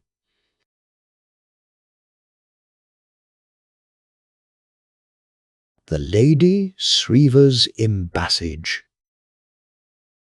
How? The Duke Corsus thought it proper to commit an errand of state unto his daughter, and how she prospered therein. Sriva fared swiftly to her father's closet, and finding her lady mother sewing in her chair, nodding toward sleep, 2 candles at her left and right, she said, My lady mother, there's a queen's crown waits the plucking. 'Twill drop into the foreign woman's lap if thou and my father bestir you not. Where is he? Still, I the banquet house. Thou or I must fetch him on the instant. Fie! Cried Zenambria. How thou startled me! Fall somewhat into a slower speech, my girl. With such wild sudden talk I know not what thou meanest, nor what's the matter. But Sriva answered, Matter of state, thou goest not. Good, then I fetch him. Thou shalt hear all anon, mother, and so turned towards the door. Nor might all her mothers crying out upon the scandal of their so returning to the banquet, long past the hour of the women's withdrawal, turn her from this. So that the lady Zenambria, seeing her so wilful, thought it less evil to go herself, and so went, and in a while returned with Corsus. Corsus sat in his great chair over against his lady wife, while his daughter told her tale. Twice and thrice, said she, they passed me by. As near as I stand to thee, O my father, she leaning most familiarly on the arm of her curled philosopher. 'Twas plain they had never a thought that any was by to overhear them. She said so and so, and therewith Shriva told all that was spoke by the Lady Presmyra as to an expedition to Demon Land, and as to her purpose speaking with the king, And as to her design, that Corund should be his general for that sailing, and letters sealed on the morrow for his straight recall from Orpish. The Duke listened unmoved, breathing heavily. Leaning heavily forward, his elbow on his knees, one great fat hand twisting and pushing back the sparse grey growth of his mustachios. His eyes shifted with sullen glance about the chamber, and his blabber cheeks, scarlet from the feast, flushed to a deeper hue. Zenambria said, "Alas! And did not I tell thee long ago, my lord, that Corund did ill to wed with a young wife? And thence cometh now that shame that was but to be looked for? It is pity indeed of so goodly a man. Now past his prime age, she should so play at fast and loose with his honour, and he at the far end of the world. Indeed and indeed, I hope he will revenge it on her at his coming home. For sure I am, Corund is too high-minded to buy advancement at so shameful a price." "Thy talk, wife," said Corsus, "showeth long hair and a short wit. In brief, thou art a fool." He was silent for a space, then raised his gaze to Shriva, where she rested, her back to the massive table, half standing, half sitting, a dainty jewel-besparkled hand planted on the table's edge at her either side, her arms like delicate white pillars supporting that fair frame. Somewhat his dull eye brightened, resting on her. "Come hither," he said, "on my knee, so." When she was seated, "'Tis a brave gown," said he, "thou wearest to-night, my pretty pug. Red for a sanguine humour." His great arm gave her a back, and his hand, huge as a platter, lay like a buckler beneath her breast. "Thou smells passing sweet." "'Tis Malabathrum in the leaf," answered she. "I'm glad it likes thee, my lord," said Zenambria. "My woman still protesteth that such, being boiled with wine, yieldeth a perfume that passeth all other." Corsus still looked on Shriva. After a while he asked, "What madest thou on the terrace either dark, huh?" She looked down, saying, "It was Laxus prayed me meet him there." "Hum," said Corsus. "'Tis strange. Then he should await thee, this hour gone by, in the paved alley of the privy court." "He did mistake me," said Shriva, "and well is he served, for such neglect." "So, and thou turnest politician to-night, my little puss-cat," said Corsus, "and thou smellest an expedition to Demonland? 'Tis like enow. But methinks the king will send Corinius." "Corinius?" said Shriva. "It is not thought so. 'Tis Corund must have it, if thou push not the matter to a decision with the king to-night, or my father, ere my Lady Fox be private with him to-morrow." "Bah!" said Corsus, "thou art but a girl, and knowest naught. She hath not the full blood, nor the resolution to carry it thus. No, 'tis not.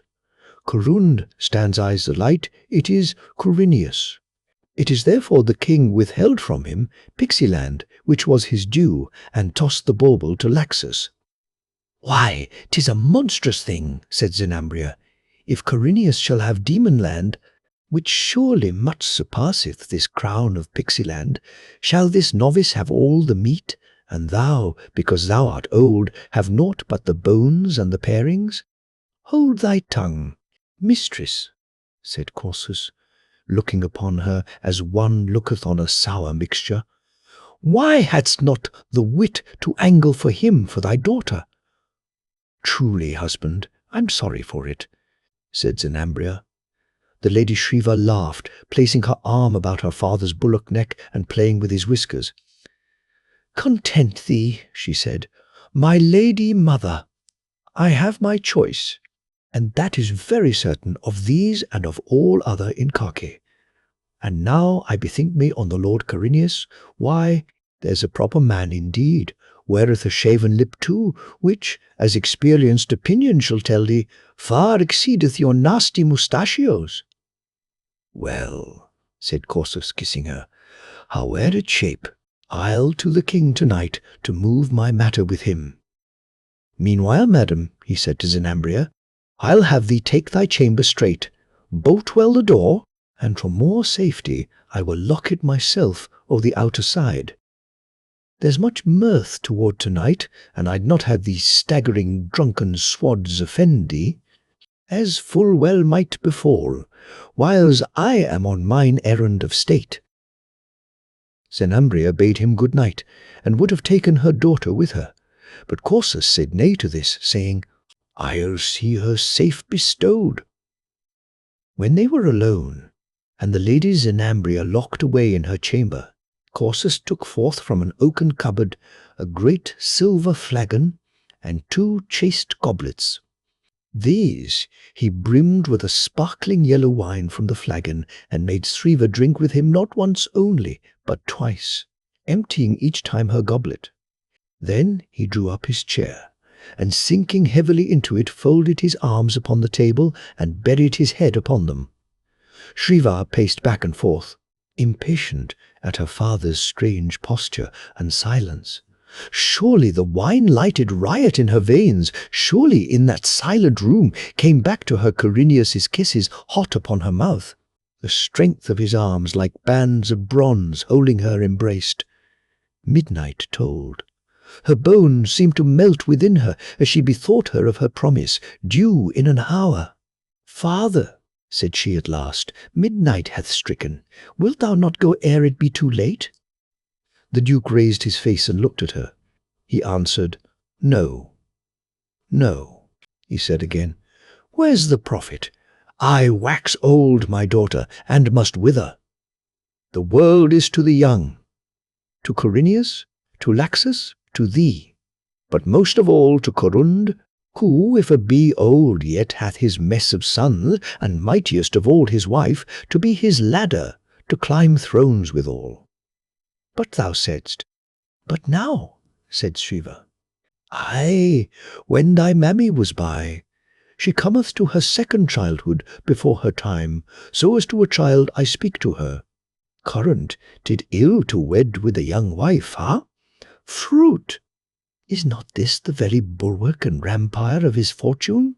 Didst ever see a fellow so spurted up in a moment?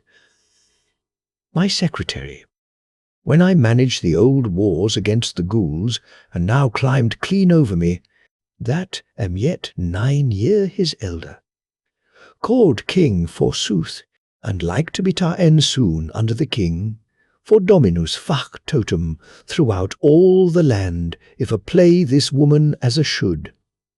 Will not the king, for such payment as she intends, give demon land upon implant, and all the world beside? Hell's dignity, that would I, and 'twere offered me. He stood up, reaching unsteadily for the wine-jug. Furtively he watched his daughter, shifting his gaze ever as her eye met his. Corrund, said he, pouring out some wine, would split his sides for laughter to hear thy mother's prim-mouthed brabble.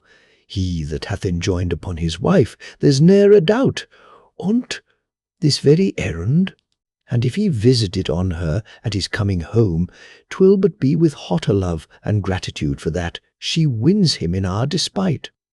Trust me, 'tis not every lady of quality shall find favour with a king.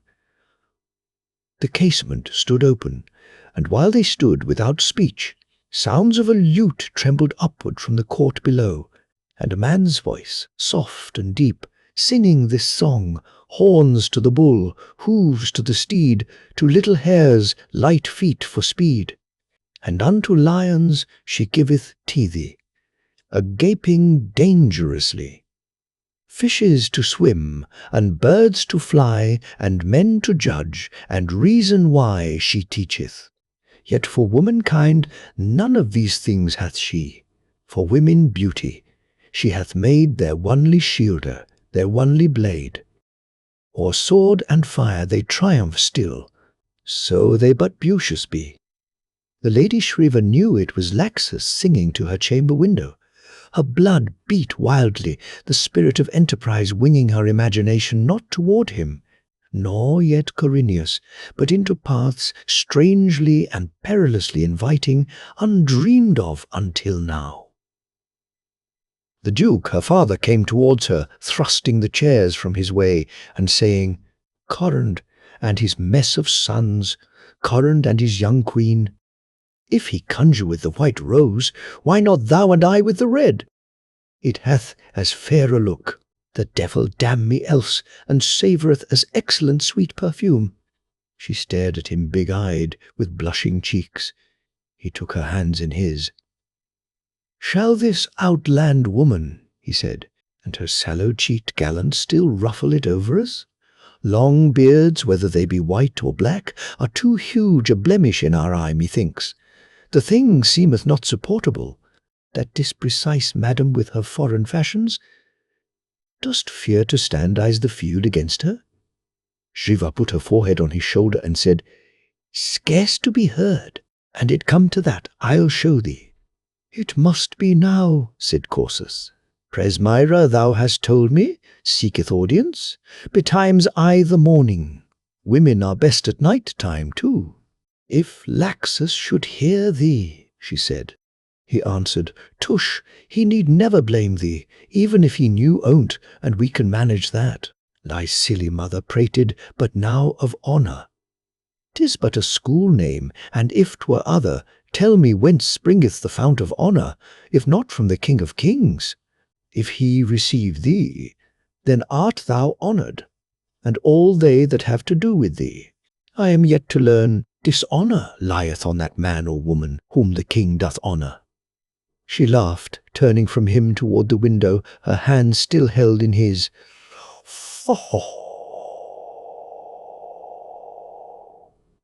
"Thou hast given me a strong potion, and I think that swayeth me more than thy many arguments, O my father, which, to say truth, I cannot well remember, because I did not much believe." Duke Corsus took her by the shoulders. His face overlooked her by a little, for she was not tall of build. "By the gods," he said, "'tis a stronger sweet scent of the red rose to make a great man drunk withal than of the white, though that be a bigger flower." And he said, "Why not, for a game, for a madcap jest? A mantle and hood, a mask if thou wilt, and my ring to prove thee mine ambassador. I'll attend thee through the courtyard to the foot of the stairs." She said nothing, smiling at him as she turned for him to put the great velvet mantle about her shoulders. "Ha," said he, "'tis well seen. A daughter is worth 10 sons." In the meanwhile, Goris the king sate in his private chamber, writing at a parchment spread before him on the table of polished marmalite. A silver lamp burned at his left elbow. The window stood open to the night. The king had laid aside his crown, that sparkled darkly in the shadow below the lamp. He put down his pen and read again what he had writ, in manner following. "From me, Goris the 12th, great king of Wicklande and of Impelande, and of Daemonlande, and of all kingdoms, the soond or the spread his beamers over, unto Corsus. My savante, this is to signify to thee, that thou shalt with all convenient speed repair with a Suffolkian strength of men and ships to Daemonlande, by course that unto ward and trait holy cartel that do there inhabit are to feel by the sharpness of my correction. I will thee, as holding the place of my generally there, that thou enter forcibly into the said country, and do with all diligence spoil, ravish, and depopulate that lander, enslaving, oppressing, and putting to the death as thou shalt think most serviceable a limb that shall fall into thy power, and in particular pulling down and ruinating all their strange hoods or castels, as Galinge, Trepaby, Crothering, Auswijk, and other.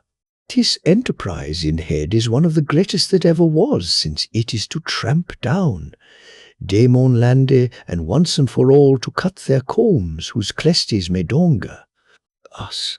And thou art to understand that, without extraordinary experience of thy former merits, I would not commit to the so great a charge. and especially in such a time.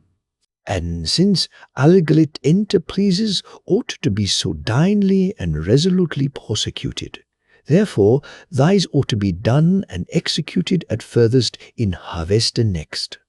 Therefore it is my commandamente that thou causest take order for the instant furnishing of ships, seamen, soldiers, horsemen, officiers, and particular persones, weapons, munitions, and all other necessaries, which is thought to be needful for the army, and host which shall be levied for the said entreprise, for which this letter shall be thy sufficient warrant under my handy, given under my signet of Ouroboros in my palace of Casidis XX die of May, Danger, the Vijay of my year 2. The king took wax and a taper from the great gold inkstand and sealed the warrant with the ruby head of the worm Ouroboros, saying, "The ruby, most comfortable to the heart, brain, vigor, and memory of man. So 'tis confirmed." In that instant, when the wax was yet soft of the king's seal, sealing that commission for coursers, one tapped gently at the chamber door. The king bade enter, and there came the captain of his bodyguard, and stood before the king, with word that one waited without, praying instant audience, and showed me for a token, O my lord the king, a bull's head with fiery nostrils graven in a black opal in the bezel of a ring, which I knew for the signet of my lord Corsus that his lordship beareth alway on his left thumb. And 'twas this, O king, that only persuaded me to deliver the message unto your majesty in this unseasonable hour, which, if it be a fault in me, I do humbly hope your majesty will pardon. Knowest thou the man? Said the king. He answered, I might not know him, dread lord, for the mask and great hooded cloak he weareth. It is a little man, and speaketh a husky whisper. Admit him, said King Goris, and when Shriva was come in, masked and hooded and holding forth the ring, he said, Thou lookest questionable, albeit this token opened a way for thee. Put off these trappings, and let me know thee. But she, speaking still in a husky whisper, prayed that they might be private ere she disclosed herself. So the king bade leave them private. Dread lord, said the soldier, is it your will that I stand ready without the door? No, said the king. Void the antechamber, set the guard, and let none disturb me. And to Shriva he said, If thine errand prove not more honester than thy looks, this is an ill night's journey for thee. At the lifting of my finger I am able to metamorphose thee to a mandrake, if indeed thou beest aught else already. When they were alone, the lady Shriva doffed her mask and put back her hood, uncovering her head that was crowned with 2 heavy trembles of her dark brown hair bound up and interwoven above her brow and ears and pinned with silver pins headed with garnets, coloured like burning coals. The king beheld her from under the great shadow of his brows, darkly, not by so much as the moving of an eyelid or a lineament of his lean visage betraying aught that passed in his mind at this disclosing. She trembled and said, O my lord the king, I hope you will indulge and pardon in me this trespass. Truly I marvel at mine own boldness, how I durst come to you. With a gesture of his hand, the king bade her be seated in a chair on his right beside the table. Thou needest not be afraid, madam, he said, that I admit thee. Let it make thee assured of welcome. Let me know thine errand. The fire of her father's wine shuddered down within her like a low-lit flame in a gust of wind as she sat there alone with King Goris XX, in the circle of the lamplight. She took a deep breath to still her heart's fluttering and said, O king, I was much afeard to come, and it was to ask you a boon, a little thing for you to give, lord, and yet to me, that am the least of your handmaids, a great thing to receive. But now I am come indeed, I durst not ask it. The glitter of his eyes looking out from their eaves of darkness dismayed her, and little comfort had she of the iron crown at his elbow, bright with gems and fierce with uplifted claws, or of the copper serpents interlaced that made the arms of his chair, or of the bright image of the lamp reflected in the tabletop, where were red streaks like streaks of blood, and black streaks like edges of swords streaking the green shining surface of the stone. Yet she took heart to say, "Were I a great lord, had done your majesty service as my father hath, or these others you did honour tonight, O king, it had been otherwise."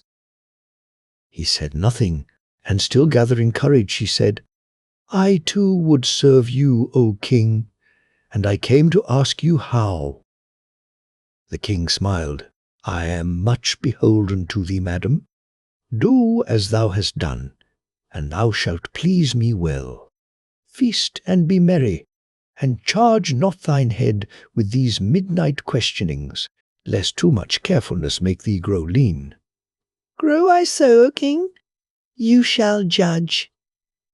So speaking, the Lady Shriva rose up and stood before him in the lamplight. Slowly she opened her arms upwards, right and left, putting back her velvet cloak from her shoulders, until the dark cloak hanging in folds from either uplifted hand was like the wings of a bird lifted up for flight. Dazzling fair shone her bare shoulders and bare arms and throat and bosom. One great hyacinth stone, hanging by a gold chain about her neck, rested above the hollow of her breasts. It flashed and slept with her breathing's alternate fall and swell. "You did threaten me, lord, but now," she said, "to transmute me to a mandrake." "Would you might change me to a man?" She could read nothing in the crag-like darkness of his countenance, the iron lip, the eyes that were like pulsing firelight out of hollow caves. "I should serve you better so, lord, than my poor beauty may. Were I a man, I had come to you tonight and said, 'O king, let us not suffer any longer of that hound Jus.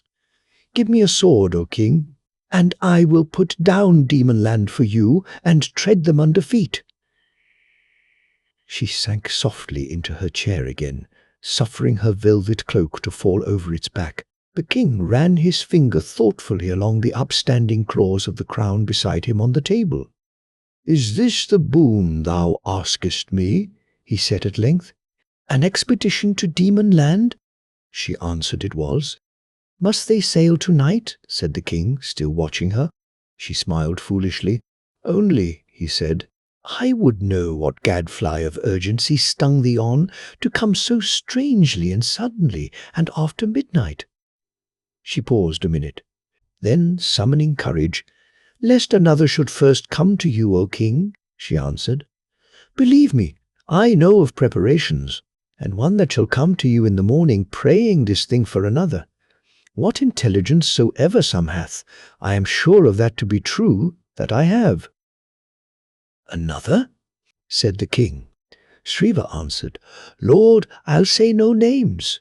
But there be some, O king, be dangerous sweet suppliants, hanging their hopes belike on other strings than we may tune." She had bent her head above the polished table, looking curiously down into its depths. Her corsage and gown of scarlet silk brocade were like the chalice of a great flower, her white arms and shoulders like the petals of the flower above it. At length she looked up. "Thou smilest, my lady Shriva," said the king. "I smiled at mine own thought," she said. "You'll laugh to hear it, O my lord the king, being so different from what we spoke on. But sure, of women's thoughts is no more surety nor rest than is in a vein that turneth at all winds." "Let me hear it," said the king, bending forward, his lean, hairy hand flung idly across the table's edge. "Why, thus it was, lord," said she. "There came me in mind of a sudden that saying of the Lady Presmyra, when first she was wed to Corund and dwelt here in Carca. She said all the right part of her body was of Witchland, but the left Pixie, whereupon our people that were by rejoiced much, that she had given the right part of her body to Witchland, whereupon she said, "But her heart was on the left side." "And where wearest thou thine?" asked the king. She durst not look at him, and so saw not the comic light go like summer lightning across his dark countenance as she spoke Presmyra's name. His hand had dropped from the table edge. Shriva felt it touch her knee. She trembled like a full sail that suddenly for an instant the wind leaves. Very still she sat, saying in a low voice, "There's a word. My lord the king, if you'd but speak it, should be my light to show you mine answer." But he leaned closer, saying, "Dost think I'll chaffer with thee? I'll know the answer first. Eyes are dark." "Lord," she whispered, "I would not have come to you in this deep and dead time of the night, but that I knew you noble and the great king, and no amorous surfeiter that should deal falsely with me." Her body breathed spices, soft warm scents, to make the senses reel, perfume of malabathrum bruised in wine, essences of sulphur-coloured lilies planted in Aphrodite's garden. The king drew her to him. She cast her arms about his neck, saying close to his ear, "Lord, I may not sleep till you tell me they must sail, and Corsus must be their captain." The king held her gathered up like a child in his embrace. He kissed her on the mouth, a long, deep kiss. Then he sprang to his feet, set her down like a doll before him upon the table by the lamp, and so sat back in his own chair again, and sat regarding her with a strange and disturbing smile. On a sudden his brow darkened, and thrusting his face towards hers, his thick black square-cut beard jutting beneath the curl of his shaven upper lip, "Girl," he said, "who sent thee of this errand?" He rolled his eye upon her with such a Gorgon look that her blood ran back with a great leap towards her heart, and she answered, scarce to be heard, "Truly, O king, my father sent me." "Was he drunk when he sent thee?" asked the king. "Truly, lord, I think he was," said she. "That cup that he was drunken withal," said King Goris, "let him prize and cherish it all, his life natural. For if in his sober senses he should make no more estimation of me than think to bribe my favours with a bona roba, by my soul, in his evil health he had sought to do it, for it should cost him nothing but his life." Shriva began to weep, saying, "O king, your gentle pardon." But the king paced the room like a prowling lion. "Did he fear I should supply Corund in his place?" said he. "This was a cocksure way to make me do it, if indeed his practice had might to move me at all. Let him learn to come to me with his own mouth if he hope to get good of me. Other else, out of Carca let him go and avoid my sight, that all the great masters of hell may conduct him thither." The king paused at length beside Shriva, that was perched still upon the table, showing a kind of sweetness in tears, sobbing very pitifully, her face hidden in her two hands. So for a time he beheld her, then lifted her down, and while he sat in his great chair, holding her on his knee with one hand, with the other drew hers gently from before her face. "Come," he said, "I blame it not on thee. Give over all thy weeping. Reach me that writing from the table." She turned in his arms and stretched a hand out for the parchment. "Thou knowest my signet?" said the king. She nodded. "Aye." "Read," said he, letting her go. She stood by the lamp and read. The king was behind her. He took her beneath the arms, bending to speak hot-breathed in her ear. "Thou seest, I had already chose my general. Therefore I let thee know it, because I mean not to let thee go till morning, and I would not have thee think thy loveliness, it please me, move with such deep commanding spells as to sway my policy." She lay back against his breast, limp and strengthless, while he kissed her neck and eyes and throat. Then her lips met his in a long, voluptuous kiss. Surely the king's hands upon her were like live coals. Bethinking her of Corineus, fuming at an open door and an empty chamber, the Lady Shriva was yet content.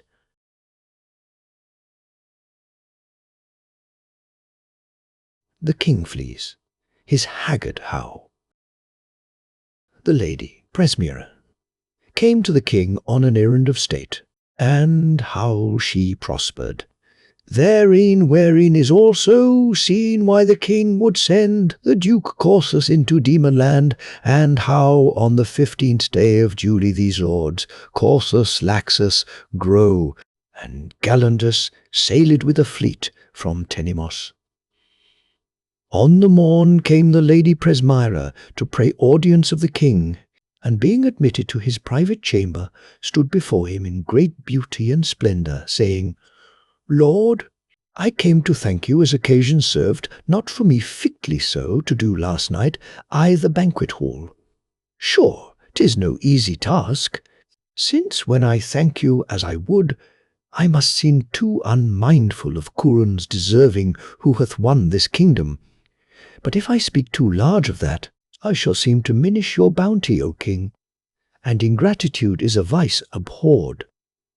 Madam, said the king, thou needest not to thank me, and to mine ears great deeds have their own trumpets. So now she told him of her letters received from Corrand out of Impland. It is well seen, lord, said she, how in these days you do beat down all peoples under you, and do set up new tributary kings to add to your great praise in Karka. O king, how long must this ill weed of Demonland offend us, going still untrodden under feet? The king answered her not a word, only his lip showed a gleam of teeth, as of a tiger's troubled at his meal. But Presmira said with great hardiness, Lord, be not angry with me. Methinks it is the part of a faithful servant honoured by his master to seek new service. And where lieth likelier service, Corund should do you than west overseas, to lead presently an army naval thither, and make an end of them, ere their greatness stand up again from the blow wherewith last May you did strike them. Madam, said the king, this charge is mine. I'll tell thee when I need thy counsel, which is not now. And standing up as if to end the matter, he said, I do intend some sport to-day. They tell me thou hast a falcon. Gentle too withers so well, she passeth the best Corineus hath. 'Tis clear, calm weather. Wilt thou take her out to-day and show us the mounty at a heron? She answered, joyfully, O king, yet I beseech you add this favour to all your former goodness, to hear me yet one word. Something persuades me you have already determined of this enterprise, and by your putting of me off I do fear your majesty meaneth not Corran shall undertake it, but some other. Dark and immovable as his own dark fortress facing the bright morning, Goris the king stood and beheld her. Sunshine streaming through the eastern casement lighted red-gold smouldering splendours in the heavy coils of that lady's hair, and flew back in dazzling showers from the diamonds fastened among those coils. After a space he said, Suppose I am a gardener. I go not to the butterfly for counsel. Let her be glad that there be rose-trees there and red stone-crops for her delight, which if any be lacking, I'll give her more for the asking. As I'll give thee more masques and revels, and all brave pleasures in Cacia. But war and policy is not for women. You have forgot, O king, said the Lady Presmira, Corrand made me his ambassador. But seeing a blackness fall upon the king's countenance, she said in haste, But not in all, O king, I will be open as day to you. The expedition he strongly urged, but not for himself the leading owned. The king looked evilly upon her. I am glad to hear it, he said. Then, his brow clearing, Know thou it for thy good, madam, order is ta'en for this already. Ere winter nights return again, demon land shall be my footstool. Therefore write to thy lord, I gave him his wish beforehand. Presmyra's eyes danced triumph. "Oh, the glad day!" she cried. "Mine also, O king." "If thine be his," said the king. "Ah," said she, "you know mine outgallops it." "Then school thine, madam," said the king, "to run in harness. Why think'st thou I sent Corrand into Impland? But that I knew he had excellent wit and noble courage to govern a great kingdom. Wouldst had me a wilful child snatch Impland from him like a sampler half-stitched?" Then, taking leave of her with more gracious courtesy, "We shall look to see thee then, madam, o' the 3rd hour before noon," he said, and smote on a gong, summoning the captain of his guard. "Soldier," he said, "conduct the Queen of Impland, and bid the Duke Corsus straight attend me." The 3rd hour before noon, the Lord Grove met with Presmyra in the gate of the inner court. She had a riding habit of dark green tiffany and a narrow ruff edged with margery pearls. She said, "Thou comest with us, my lord. Surely I am beholden to thee. I know thou lovest not the sport. Yet to save me from Corineus I must have thee. He plagueth me much this morning with strange courtesies, though why thus on a sudden I cannot tell." "In this," said Lord Grove, "as in greater matters, I am thy servant, O Queen. 'Tis yet time enough, though. This half hour the king will not be ready. I left him closeted with Corsus, that setteth presently about his arming against the demons. Thou hast heard." "Am I deaf," said Presmyra, "to a bell clangeth through all Carca?" "Alas," said Grove, "that we waked too long last night, and lay too long abed eyes the morning." Presmyra answered, "That did not I, and yet I'm angry with myself now that I did not so." "How? Thou sawest the king before the council?" She bent her head for yes. "And he nay, said thee?" "With infinite patience," said she, "but most irrevocably. My lord must hold by Impland till it be well broke to the saddle. And truly, when I think on't, there's reason in that." Grove said, "Thou takest it, madam, with that clear brow of nobleness and reason I had looked for in thee." She laughed. "I have the main of my desire, if demon land shall be put down. Nathless, it maketh a great wonder. The king picketh for this work so rude a bludgeon, when so many goodly blades lie ready to his hand. Behold but his armoury." For, standing in the gateway at the head of the steep descent to the river, they beheld where the lords of Witchland were met beyond the bridge gate to ride forth to the hawking. And Presmyra said, "Is it not brave, my Lord Grove, to dwell in Carca? Is it not passing brave to be in Carca, that lordeth it over all the earth? Now came they down, and by the bridge to the Way of Kings, to meet with them on the open mead on the left bank of Druima." Presmyra said to Laxus that rode on a black gelding full of silver hairs, "I see thou hast thy goshawks forth to-day, my lord." "Ay, madam," said he, "there is not a stronger hawk than these. Withal, they are very fierce and crabbed, and I must keep them private, lest they slay all other sort. Sleever, that was by put forth a hand to stroke them. Truly," she said, "I love them well, thy goshawks. They be stout and kingly." And she laughed and said, "Truly today I look not lower than on a king." "Thou mayst look on me then," said Laxus, "albeit I bear not my crown i'th the field." "'Tis therefore I'll mark thee not," said she. Laxus said to Presmyra, "Wilt thou not praise my hawks, O queen?" "I praise them," answered she, circumspectly, "for methinks they fit thy temper better than mine. These be good hawks, my lord, for flying at the bush. I am for the high mounty." Her stepson Hemming, black-browed and sullen-eyed, laughed in his throat, knowing she mocked and thought on Demonland. Meanwhile, Corineus, mounted on a great white lion like silver with black ear-tips, mane and tail, and all 4 feet black as coal, drew up to the Lady Shriva and spoke with her apart, saying secretly so that none but she might hear, "Next time thou shalt not carry it so, but I will have thee when and where I would. Thou mayest gull the devil with thy perfidiousness, but not me a second time, thou lying, cozening vixen." She answered softly, "Beastly man, I did perform the very article of mine oath, and left thee an open door last night. If thou didst look to find me within, that were beyond aught I promised. And know for that I'll seek a greater than thou, and a nicer to my liking, one less ready to swap each kitchen slut on the lips. I know thy practice, my lord, and thy conditions." His face flamed red. "Were that my custom, I'd now amend it. Thou art so true a runt of their same litter, they shall all be loathly to me as thou art loathly." "Mew," said she.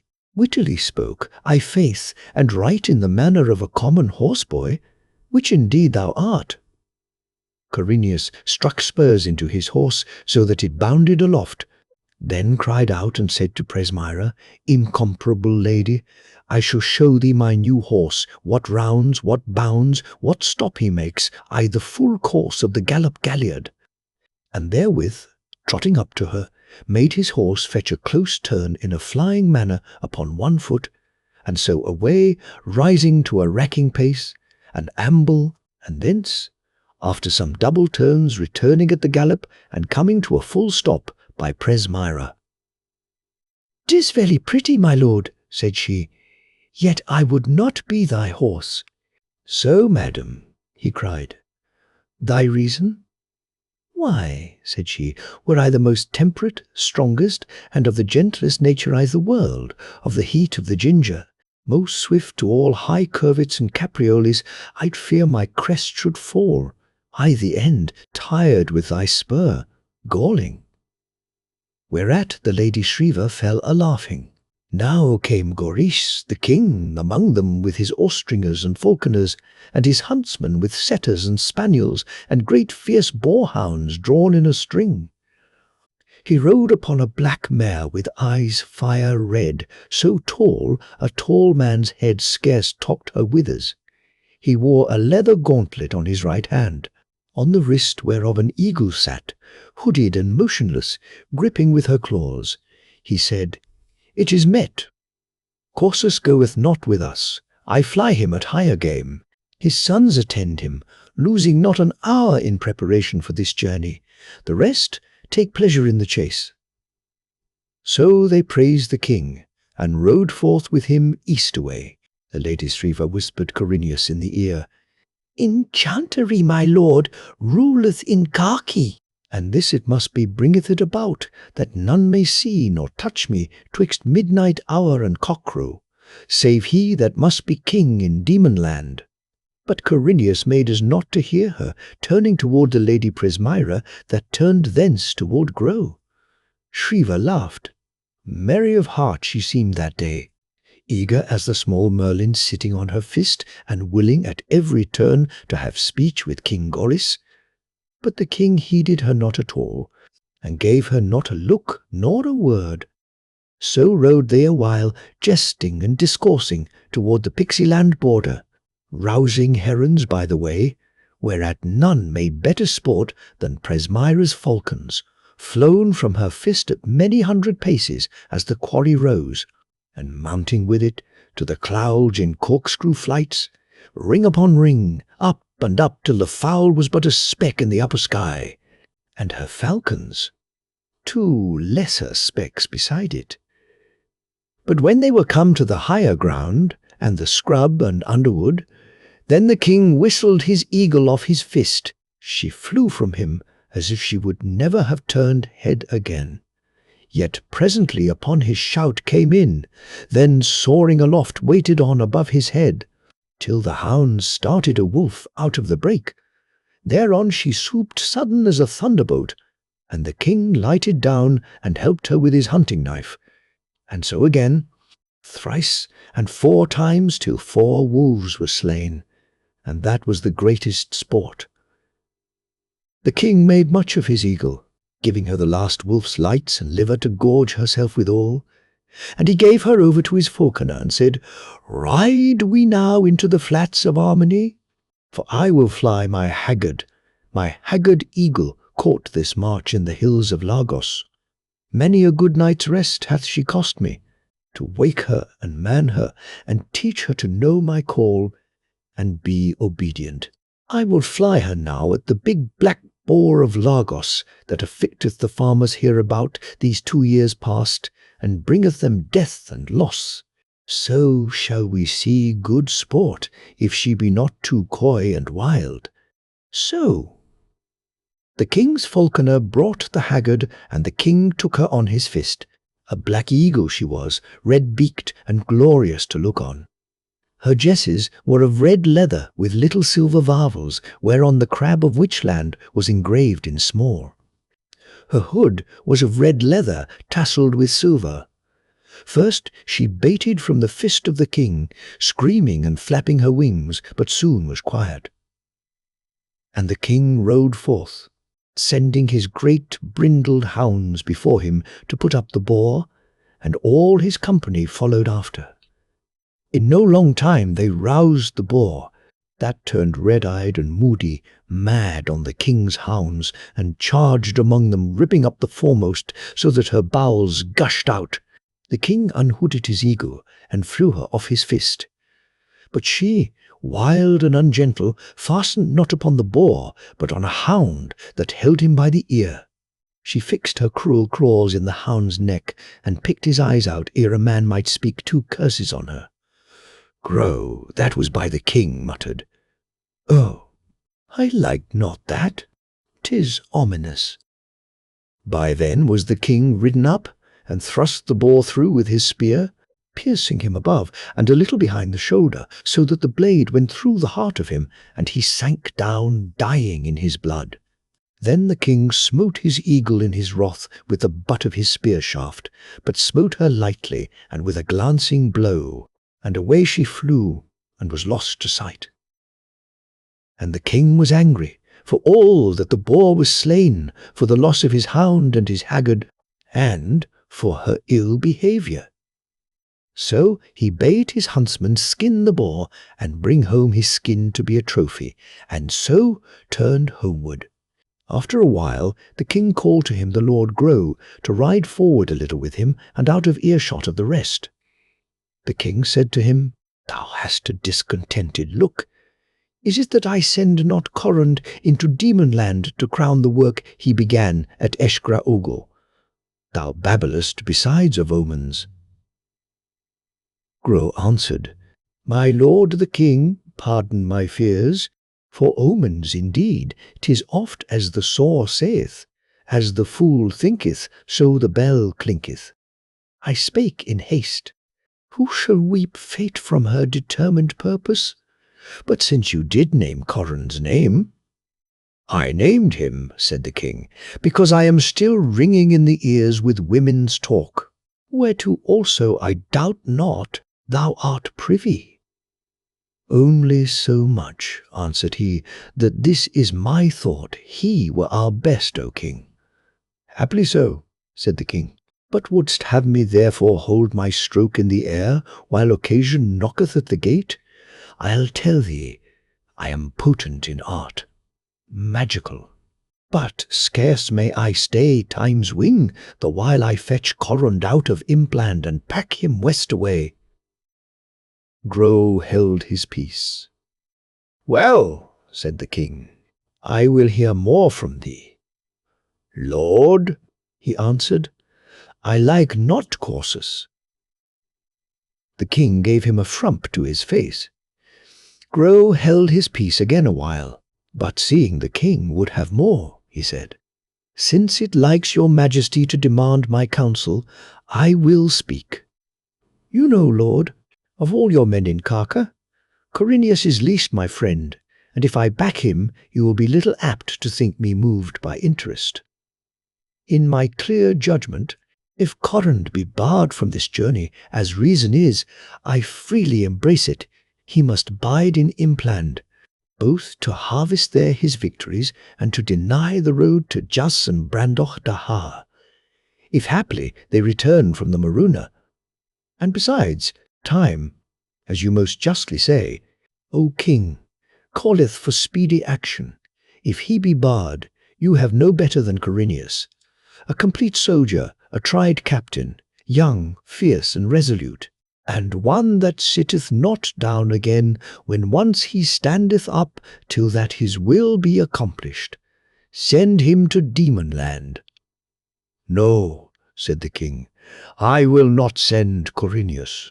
Hast thou not seen hawks that be in their prime and full pride for beauty and goodness, but must be tamed ere they be flown at the quarry? Such an one is he, and I will tame him with harshness and duress till I be certain of him. Also I have sworn and told him, last year, when in his drunkenness he betrayed my counsel and o'erset all our plans, broke me from Pixieland and set my prisoners free, that Corrand and Corsus and Laxus should be preferred and advanced before him, until by quiet service he shall purchase my goodwill again. Give then the glory to Corsus, but to Corineus the rude work on't for a tiring. Send him as Corsus's secretary, and your work shall be better performed, O king. But the king said, No, thou art a fool to think he would receive it, that being in disgrace could not humble himself but look bigger than before.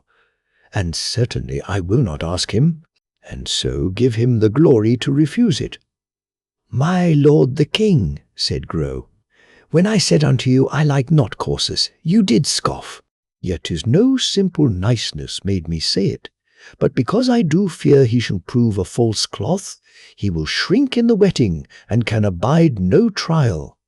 By the blight of Sathanus, said the king, what crazy talk is this? Hast forgot the ghouls 12 years ago? True, thou wast not here.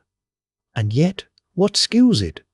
When the fame hath gone back and forth through all the world of their great spill, when Witchland stood, I's the greatest strait that ever she stood, and more than any other Corsus was to praise for our delivering.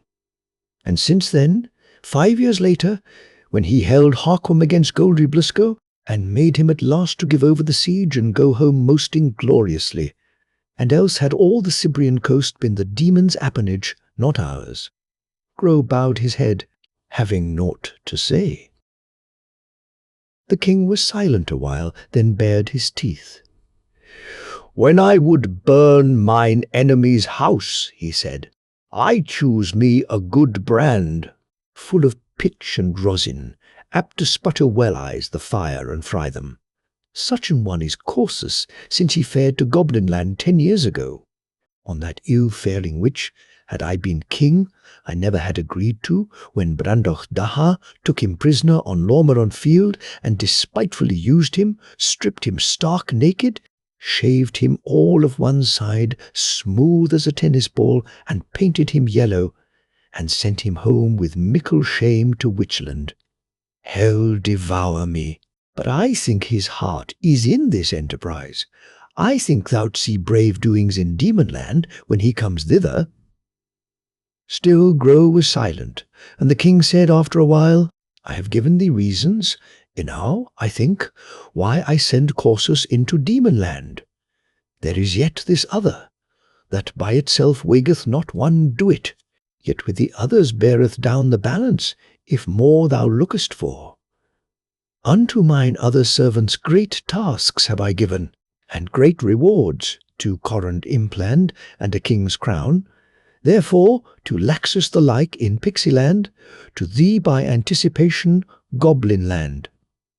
For so I do intend. But this old hunting dog of mine sitteth yet in's kennel, with ne'er a bone to busy his teeth withal. That is not well, and shall no longer be neither, since there's no reason for't. Lord, said Gro, in all argument and wise prevision you have quite o'erset me. Yet my heart misgives me. You would ride to Galing. You have Ta'an, an horse therefore, with never a star in's forehead. Instead, I see there is a cloud in's face, and such prove commonly furious, dogged, full of mischief and misfortune. They came down now upon the way of kings. Westward, before them, lay the marshes, with the great bulk of Karka, 8 or 10 miles distant, their chiefest landmark, and the towers of Tenemos breaking the level horizon line beyond it. The king, after a long silence, looked down on Grow. His lean, rugged countenance was outlined darkly against the sky, terrible and proud. "Thou too," said he, "shalt be in this faring to demon land. Laxus shall have sway afloat, since that is his element of water. Galandus shall be secretary to Corsus, and thou shalt be with them in their councils. But the main command, as I have decreed, lieth in Corsus.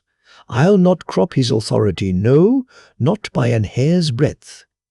Sith Just hath called the main, I will go hazard with Corsus. If I throw out with him, hell rot him for a false die. But 'tis not such a cast shall cast away all my fortune. I have a langret in my purse shall cross-bite for me. I the end, and win me all, howsoe'er the demons cog against me." So ended that day's sporting. And that day, and the next, and near a month thereafter, was the Duke Corsus busied up and down the land preparing his great armament. And on the 15th day of July was the fleet busked and bown in Tenemos roads, and that great army of 5,000 men-at-arms, with horses and all instruments of war, marched from their camp without Karka down to the sea. First of them went Laxus with his guard of mariners, he wearing the crown of Pixieland, and they loudly acclaiming him as king, and Goris of Witchland as his overlord. A gallant man he seemed, ready-looking and hard, well-armed, with open countenance, and bright seaman's eyes, and brown, crisp, curly beard and hair. Next came the main foot army, heavy-armed with axe and spear, and the short Witchland hanger, yeomen and farmers from the lowlands about Karka, or from the southern vineyards or the hill country, against Pixieland, burly swashing fellows, rough as bears, hardy as wild oxen, agile as an ape, 4,000 fighting men chose out by Corsus up and down the land as best for this great conquest. The sons of Corsus, Decalagus and Gorius, rode abreast before them with 20 pipers piping a battle song. Surely the tramp of that great army on the paven way was like the tramp of fate moving from the east.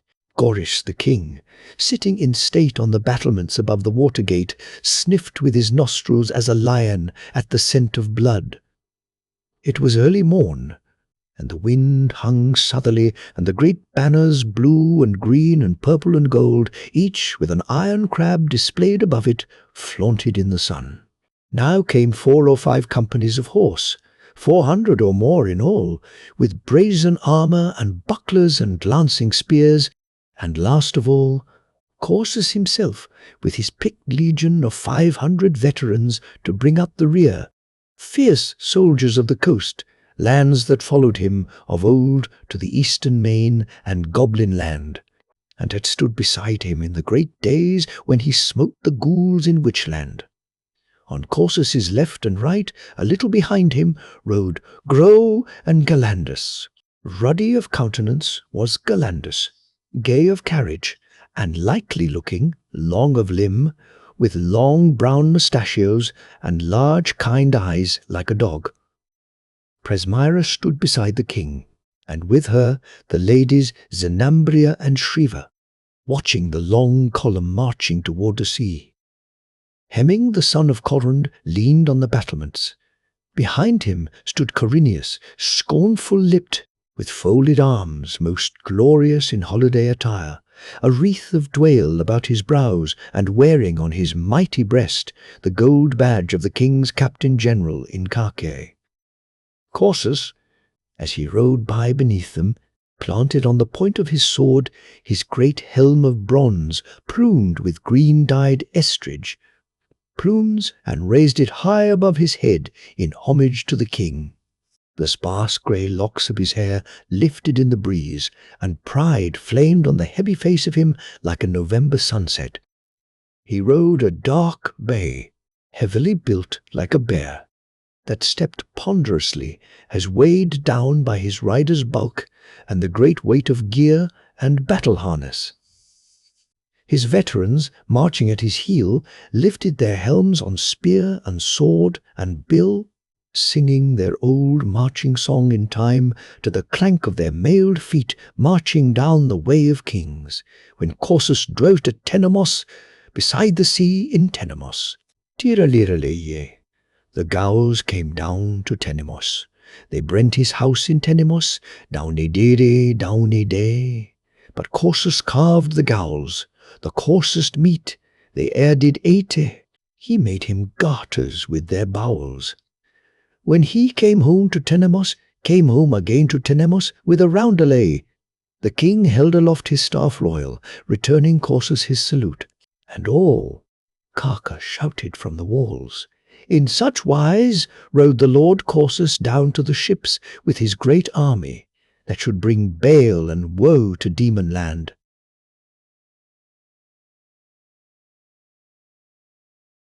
The Mother of Galandus, by Corsus of the uprising of the wars of King Goris.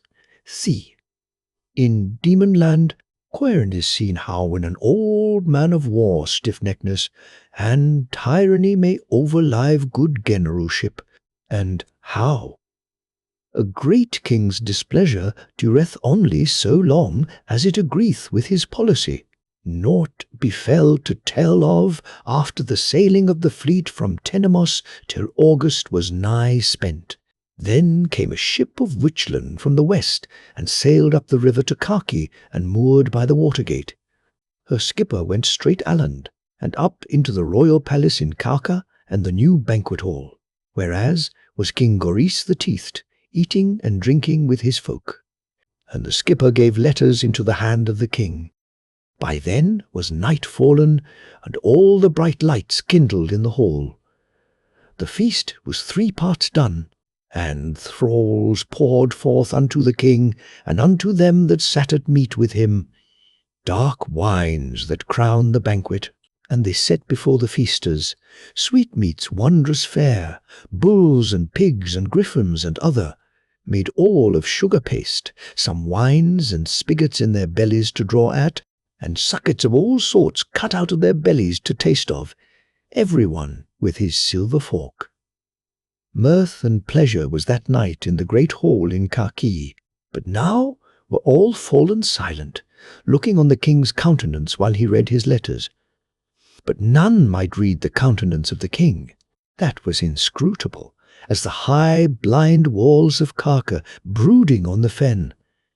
So in that waiting silence, sitting in his great high seat, he read his letters, which were sent by Corsus, and writ in manner following. Renowned Kinge and Moste,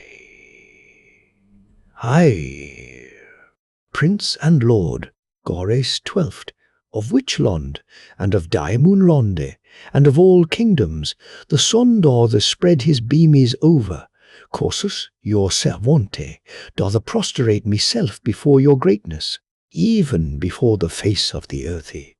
The goddess grant unto you, most noble, Lode healthy and continuance and safety many years.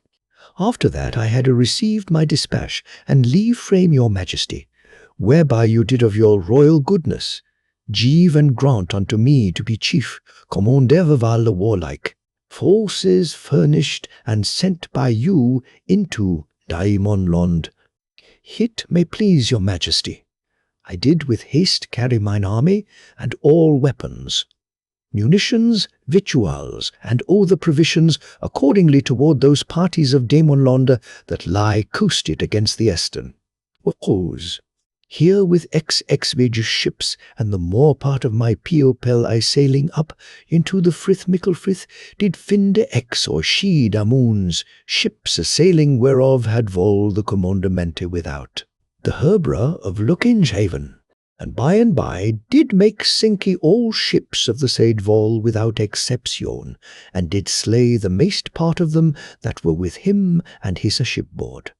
Now, I let you understander, O my lord the king, that or ever we made the land fail, I severinge my army into Igitraupes, and dispatch Galandus with Giishi ships north, about to land with XV on the day mene at Ekanwa, with commande that he should thence away fare up into the hills Thorocelialonde, and so seize the passe, called the style, because none shoulder come over from the west, for that is a gold fighting stede, as a man might very convenably hood against great numbers if he be not anassay.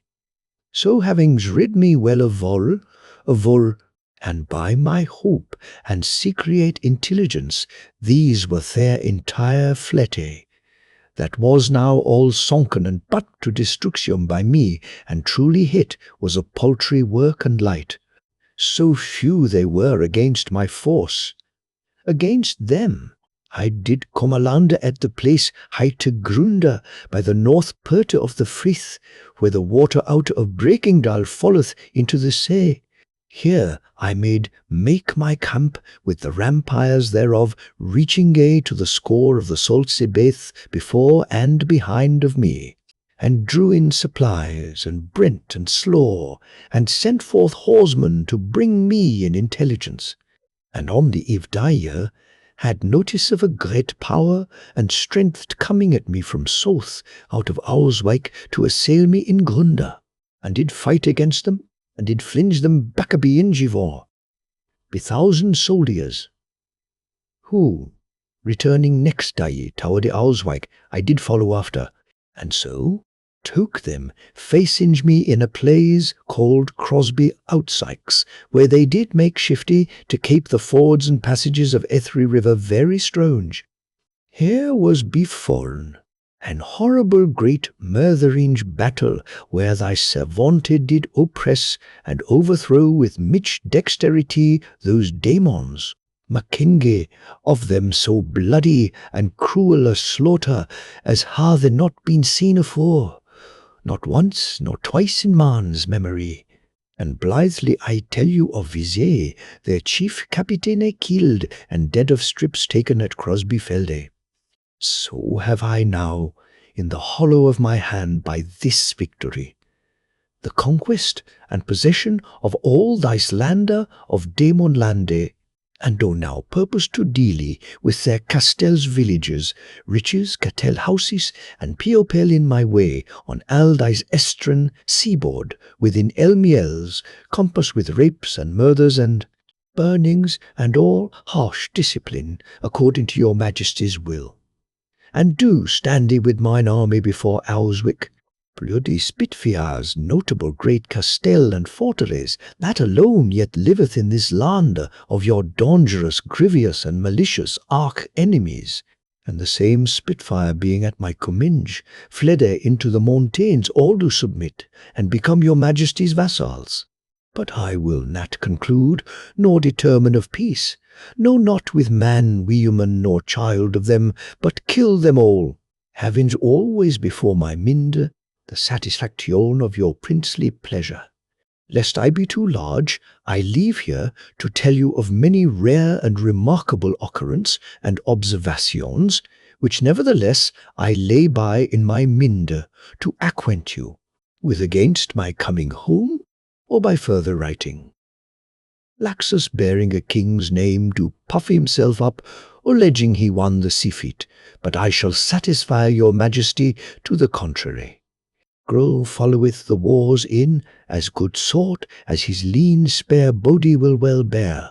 Of Galandus, Enidis must say he do meddle too much in my counsels, still desiring me do thus and thus, but I will not. Heretofore, in the like unrespective manner, he hath now and then used me, which I have swallowed, but will not no more. Who, if he go about to calumniate me in anything, I pray you, Lord, let me know it, though I despise bathe him and all such. And in acknowledgment of your high favours unto me would do, kiss your majesty's hand. Most humbly and reverently unto my lord the kinge, undear my seal. Cautious. The king put up the writing in his bosom. Bring me Cautius's cup, said he. They did so, and the king said, Fill it with Thramnian wine. Drop me an emerald in it to spawn luck I the cup, and drink him fortune and wisdom in victory. Presmyra, that had watched the king till now as a mother watches her child in the crisis of a fever, rose up radiant in her seat, crying, Victory! And all they fell, shouting and smiting on the boards, till the roof beams shook with their great shouting, while the king drank first, and passed on the cup, that all might drink in turn. But Goris the king sat dark among them as a cliff of serpentine that frowns above dancing surges of a springtide summer sea. When the women left the banquet hall, the Lady Presmyra came to the king and said, Your brow is too dark, lord, if indeed this news is all good, that lights your heart and mind from withinward. The king answered and said, Madam, it is very good news, yet remember that hard it is to lift a full cup without spilling. Now was summer worn and harvest brought in, and on the 27th day after these tidings afore, writ came another ship of Witchland, out of the west, sailing over the teeming deep, and rode on a full tide up Druima and through the Agaspian mere, and so anchored below Kaki an hour before supper time. That was a calm, clear, sunshine evening, and King Goris rode home from his hunting at that instant when the ship made fast by the watergate. And there was the Lord Grow aboard of her, and the face of him as he came up out of the ship and stood to greet the king was the colour of quicklime, slaking. The king looked narrowly at him, then greeting him with much outward show of carelessness and pleasure, made him go with him to the king's own lodgings. There the king made Grow drink a great stoup of red wine, and said to him, I am all of a muck sweat from the hunting. Go in with me to my baths, and tell me all while I bathe me before supper. Princes of all men be in greatest danger, for that men dare not acquaint them with their own peril. Thou look'st prodigious. Know that shouldst thou proclaim to me all my fleet and army in Demonland brought to sheer destruction, that should not dull my stomach for the feast to-night. Witchland is not so poor. I might not pay back such a loss thrice and four times, and yet have money in my purse. So speaking, the king was come with Grow into his great bath-chamber, walled and floored with green serpentine, with dolphins carved in the same stone to belch water into the baths that were lined with white marble and sunken in the floor, both wide and deep, the hot bath on the left and the cold bath, many times greater, on the right as they entered the chamber. The king dismissed all his attendants, and made Grow sit on a bench piled with cushions above the hot bath, and drink more wine. And the king stripped off his jerkin of black cowhide, and his hose, and his shirt of white Bestrian wool, and went down into the steaming bath. Grow looked with wonder on the mighty limbs of Goris the king, so lean and yet so strong to behold, as if he were built all of iron, and a great marvel. It was how the king, when he had put off his raiment and royal apparel, and went down stark naked into the bath, yet seemed to have put off not one whit of his kingliness and the majesty and dread which belonged to him. So, when he had plunged a while in the swirling waters of the bath, and soaped himself from head to foot, and plunged again, the king lay back luxuriously in the water, and said to Grow, Tell me of Corsus and his sons, and of Laxus and Galandus, and of all my men west overseas, as thou shouldest tell of those whose life or death in our conceit importeth as much as that of a scarab fly. Speak, and fear not, keeping nothing back, nor glozing over nothing. Only that should make me dreadful to thee, if thou shouldst practise to deceive me. Grow spake and said, My lord the king, you have letters, I think, from Corsus, that have told you how we came to Demonland, and how we gained a victory over Vorli in the sea fight, and landed at Grandeur, and fought 2 battles against Viz, and overthrew him in the last, and he is dead. Didst thou see these letters? Asked the king. Grow answered, Aye. Is it a true tale they tell me?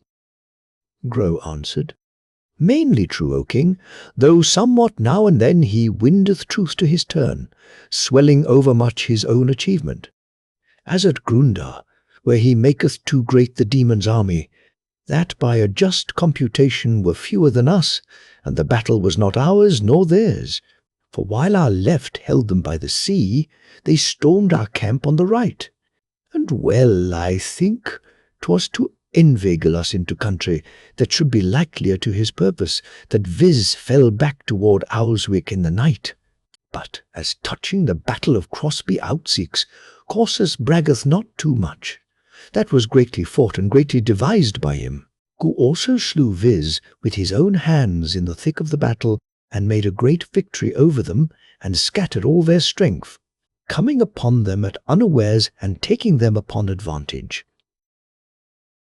So saying, Grow stretched forth his delicate white fingers to the goblet at his side, and drank. And now, O king, said he, leaning forward over his knees and running his fingers through the black perfumed curls above his ears, I am to tell you the uprising of those discontents that infected all our fortunes and confounded us all. Now came Galandus with some few men down from Breakingdale, leaving his main force of 1,400 men or so to hold the stile, as was agreed upon aforetime. Now Galandus had advertisement of Spitfire come out of the west country, where he was sojourning when we came into Demonland, disporting himself in the mountains with hunting of the bears that do there inhabit, but now come hotfoot eastward, and a gathering of men at Galing. And on Galandus's urgent asking, was held a council of war 3 days after Crosby Outseeks, wherein Galandus set forth his counsel that we should fare north to Galing and disperse them. All thought well of this counsel, save Corsus. But he took it mighty ill, being stubborn set to carry out his predetermined purpose, which was to follow up this victory of Crosby Outseeks by so many cruel murders, rapes, and burnings, up and down the countryside in Upper and Lower Tiveranderdale, and down by Onward Lythe and the southern seaboard, as should show those vermin he was their master, whom they did require. And the scourge in your hand, O king, that must scourge them to the bare bone. To which Galandus making answer, that the preparations at Galing did argue something to be done, and not afar off, and that this were a pretty matter. If Owlswick and Dreeperby shall be able to enforce us, cast our eyes over our shoulders, while those before us, meaning in Galing, strike us in the brains, Corsus answereth most unhandsomely. I will not satisfy myself with this intelligence until I find it more soundly seconded. Nor would he listen, but said that this was his mind, and or we should abide by it, or an ill thing should else befall us, that this southeastern corner of the land being gained with great terror and cruelty the neck of, the wars in Demonland should then be broken, and all the others, whether in Galing or otherwhere, could not choose but die like dogs. That was pure folly, because of the hardness and naughty ways of the country, to set upon Galing, and that he would quickly show Galandus he was lord there.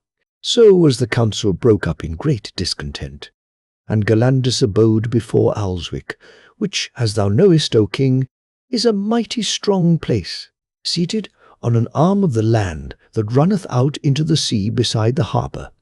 And a paven way goeth thereto, that is covered with the sea, save at low tide of a springtide. And we drew great store of provisions thither against a siege, if such should befall us. But Corsus with his main forces went south about the country, murthering and ravishing, on his way to the new house of Goldry Blusco at Drepaby, giving out that from henceforth should folk speak no more of Drepaby. Mire and Drepaby combust, that the ghouls did burn, but both should shortly be burnt alike as two cinders. Ay, said the king, coming out of the bath. And did he burn it so? Grow answered, He did, O king. The king lifted his arms above his head and plunged head foremost into the great cold swimming bath. Coming forth anon, he took a towel to dry himself, and holding an end of it in either hand came and stood by. Grow, the towel rushing back and forth behind his shoulders, and said, Proceed, tell me more.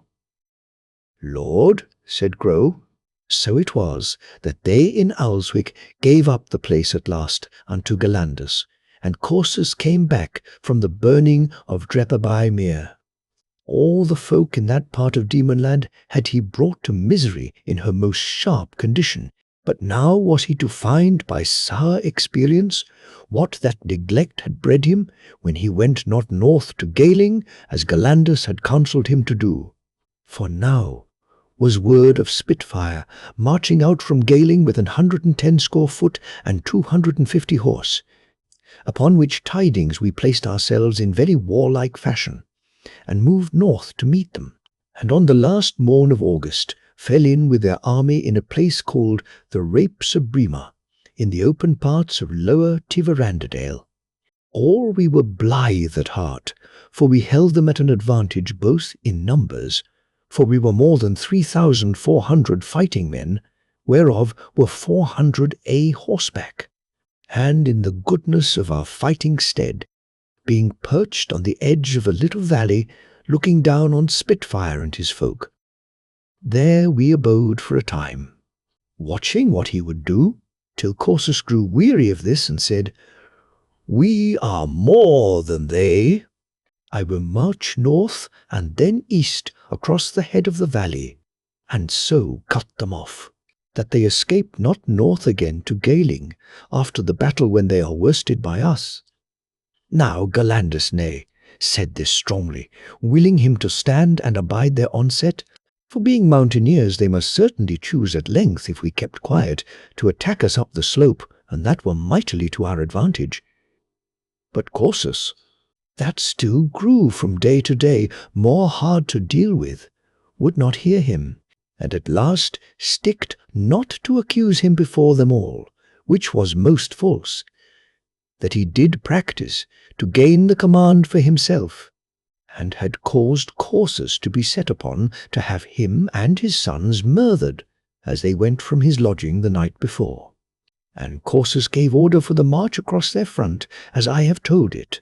You, O king, which indeed was the counsel of a madman. For Spitfire, when he saw our column crossing the dale head on his right, gave order for the charge, took us eyes a flank, cut us in two, and in 2 hours had our army smashed like an egg that is dropped from a watchtower on pavement of hard granite. Never saw I so evil a destruction wrought on a great army. Hardly and in evil case we won back to Owlswick with but 1,700 men, and of them some hundreds wounded sore. And if 200 fell at the other side, 'tis a wonder and past expectation. So great was Spitfire's victory upon us at the Rapes of Brema. And now was our woe worsened by fugitives coming from the north, telling how Zig had fallen upon the small force that was left to hold the stile, and clean o'erwhelmed them. So were we now shut up in Owlswick, and close besieged by Spitfire and his army, who, but for the devilish folly of Corsus, had ne'er made head against us. An ill night was that, O my lord the king, in Owlswick by the sea. Corsus was drunk, and both his sons, guzzling down goblet upon goblet of the wine from Spitfire's cellars in Owlswick, till at last he was fallen spewing on the floor betwixt the tables, and Galandus, standing amongst us all, galled to the quick after this shame and ruin of our fortunes, cried out and said, "Soldiers of Witchland, I am aweary of this Corsus, a rioter, a lecher, a surfeiter, a brawler, a spiller of armies, our own, not our enemies, who must bring us all to hell, and we take not order to prevent him." And he said, "I will go home again to Witchland, and have no more share nor part in this shame." But all they cried, "To the devil with Corsus! Be thou our general." Grow was silent a minute. "O king," he said at last, "if so it be that the malice of the gods and mine unfortune have brought me to that case, that I am part guilty of that which came about, blame me not overmuch. Little I thought any word of mine should help Corsus and the going forward of his bad enterprise. When all they called still upon Galandus, saying, 'Ha, ha, Galandus, weed out the weeds, lest the best corn fester. Be thou our general,' he took me aside to speak with him, because he said he would take further judgment of me before he would consent in so great a matter. And I, seeing deadly danger in these disorders, and thinking that there only lay our safety if he should have command, who was both a soldier and whose mind was bent to high attempts and noble enterprises, did egg him forward to accept it, so that he, albeit unwilling, said ye to them at last, which all applauded, and Corsus said naught against it, being too sleepy sodden, as we thought, with drunkenness to speak or move. So, for that night we went to bed. But in the morn, O king, was a great clamour betimes in the main court in Owlswick, and I, running forth in my shirt in the misty grey of dawn, beheld Corsus standing forth in a gallery before Galandus's lodgings that were in an upper chamber. He was naked to the waist, his hairy breast and arms to the armpits clotted and adrip with blood, and in his hands 2 bloody daggers. He cried in a great voice, "Treason in the camp!" But I have scotched it. He that will have Galandus to his general, come up, and I shall mix his blood with his, and make them familiar. By then had the king drawn on his silken hose, and a clean silken shirt, and was about lacing his black doublet trimmed with diamonds.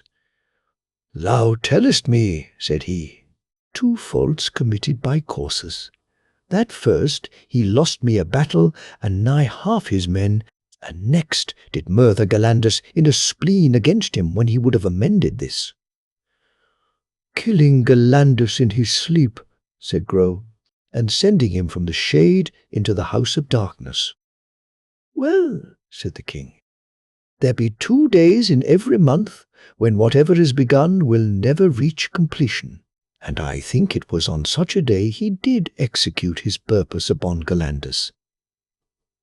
"The whole camp," said Lord Grow, "is up in a mutiny against him, being marvellously offended at the murder of so worthy a man in arms. Yet durst they not openly go against him, for his veterans guard his person, and he hath let slice the guts out of some dozen or more that were foremost in murmuring at him, so that the rest are afeard to make open rebellion. I tell you, O king, your army of Demonland is in great danger and peril. Spitfire sitteth down before Owlswick in mickle strength, and there is no expectation that we shall hold out long without supply of men. There is danger, too, lest Corsus do some desperate act. I see not how, with so mutinous an army as his, he can dare to attempt anything at all. Yet hath he his ears filled with the continual sound of reputation, and the contempt which will be spread to the disgrace of him, if he repair not soon. His fault on the rapes of Bryma, it is thought that the demons have no ships, and Laxus commandeth the sea. Yet hard it is to make any going betwixt the fleet and Owlswick, and there be many goodly harbours and places for building of ships in Demonland. If they can stop our relieving of Corsus and prevent Laxus with the fleet at spring, maybe we shall be driven to a great calamity." "How camest thou off?" said the king. "O king," answered Lord Grow, "after this murder in Owlswick, I did daily fear a fig or a knife, so for mine own health and Witchlands devised all the ways I could to come away, and gat at last to the fleet by stealth, and there took rede with Laxus, who is most hot upon Corsus for this ill deed of his, whereby all our hopes may end in smoke, and prayed me come to you for him, as for myself and for all true hearts of Witchland that do seek your greatness, O king, and not decay, that you might send them succour ere all be shent. For surely in Corsus some wild distraction hath overturned his old condition and spilt the goodness you once did know in him. His luck hath gone from him, and he is now one that would fall on his back and break his nose. I pray you strike ere fate strike first, and strike us into the hazard." "Tush," said the king, "do not lift me before I fall. 'Tis supper time. Attend me to the banquet." By now was Goris the king in full festival attire, with his doublet of black tiffany slashed with black velvet, and broidered o'er with diamonds, black velvet hose cross-gartered with silver-spangled bands of silk, and a great black bearskin mantle and collar of ponderous gold. The iron crown was on his head. He took down from his chamber wall, as they went by, a sword hafted of blue steel with a pommel of bloodstone carved like a dead man's skull. This he bare naked in his hand, and they came into the banquet hall. They that were there rose to their feet in silence, gazing expectant on the king where he stood between the pillars of the door with that sharp sword held on high, and the jewelled crab of Witchland ablaze above his brow. But most they marked his eyes. Surely the light in the eyes of the king under his beetle brows was like a light from the underskies shed upward from the pit of hell. He said no word, but with a gesture beckoned Corineus. Corineus stood up and came to the king slowly, as a night walker obedient to that dread gaze. His cloak of sky-blue silk was flung back from his shoulders. His chest, broad as a bull's, swelled beneath the shining silver scales of his byrnie, that was short-sleeved, leaving his strong arms bare to view with golden rings about the wrists. Proudly he stood before the king, his head firm, planted above his mighty throat and neck, his proud, luxurious mouth made for wine-cups and for ladies' lips, firm set above the square-shaven chin and jaw, the thick, fair curls of his hair bound with black bryony, the insolence that dwelt in his dark blue eyes tamed for the while in face of that green bale light that rose and fell in the steadfast gaze of the king. When they had so stood silent while men might count 20 breaths, the king spake, saying, "Corineus, receive the name of the kingdom of Demonland which thy lord and king give thee, and make homage to me thereof." The breath of amazement went about the hall. Corineus kneeled. The king gave him that sword which he held in his hand, bare for the slaughter, saying, "With this sword, O Corineus, shalt thou wear out this blemish and blot that until now rested upon thee in mine eye. Corsus hath proved haggard. He hath made miss in Demonland. His sottish folly hath shut him up in Owlswick and lost me half his force. His jealousy, too maliciously and bloodily bent against my friends, stead of mine enemies, hath lost me a good captain. The wonderful disorder and distresses of his army must, if thou amend it not, swing all our fortune at one chop from bliss to bale. If this be rightly handled by thee, one great stroke shall change every deal. Go thou, and prove thy demerits." The Lord Corineus stood up, holding the sword point downward in his hand. His face flamed red as an autumn sky when leaden clouds break apart on a sudden westward, and the sun looks out between. "My lord the king," said he, Give me where I may sit down, I will make where I may lie down. Ere another moon shall wax again to the full, I will set forth from Tenemos, if I do not shortly remedy for you our fortunes, which this bloody fool hath laboured to ruinate. Spit in my face, O king, withhold from me the light of your countenance, and put spells upon me shall destroy and blast me for ever.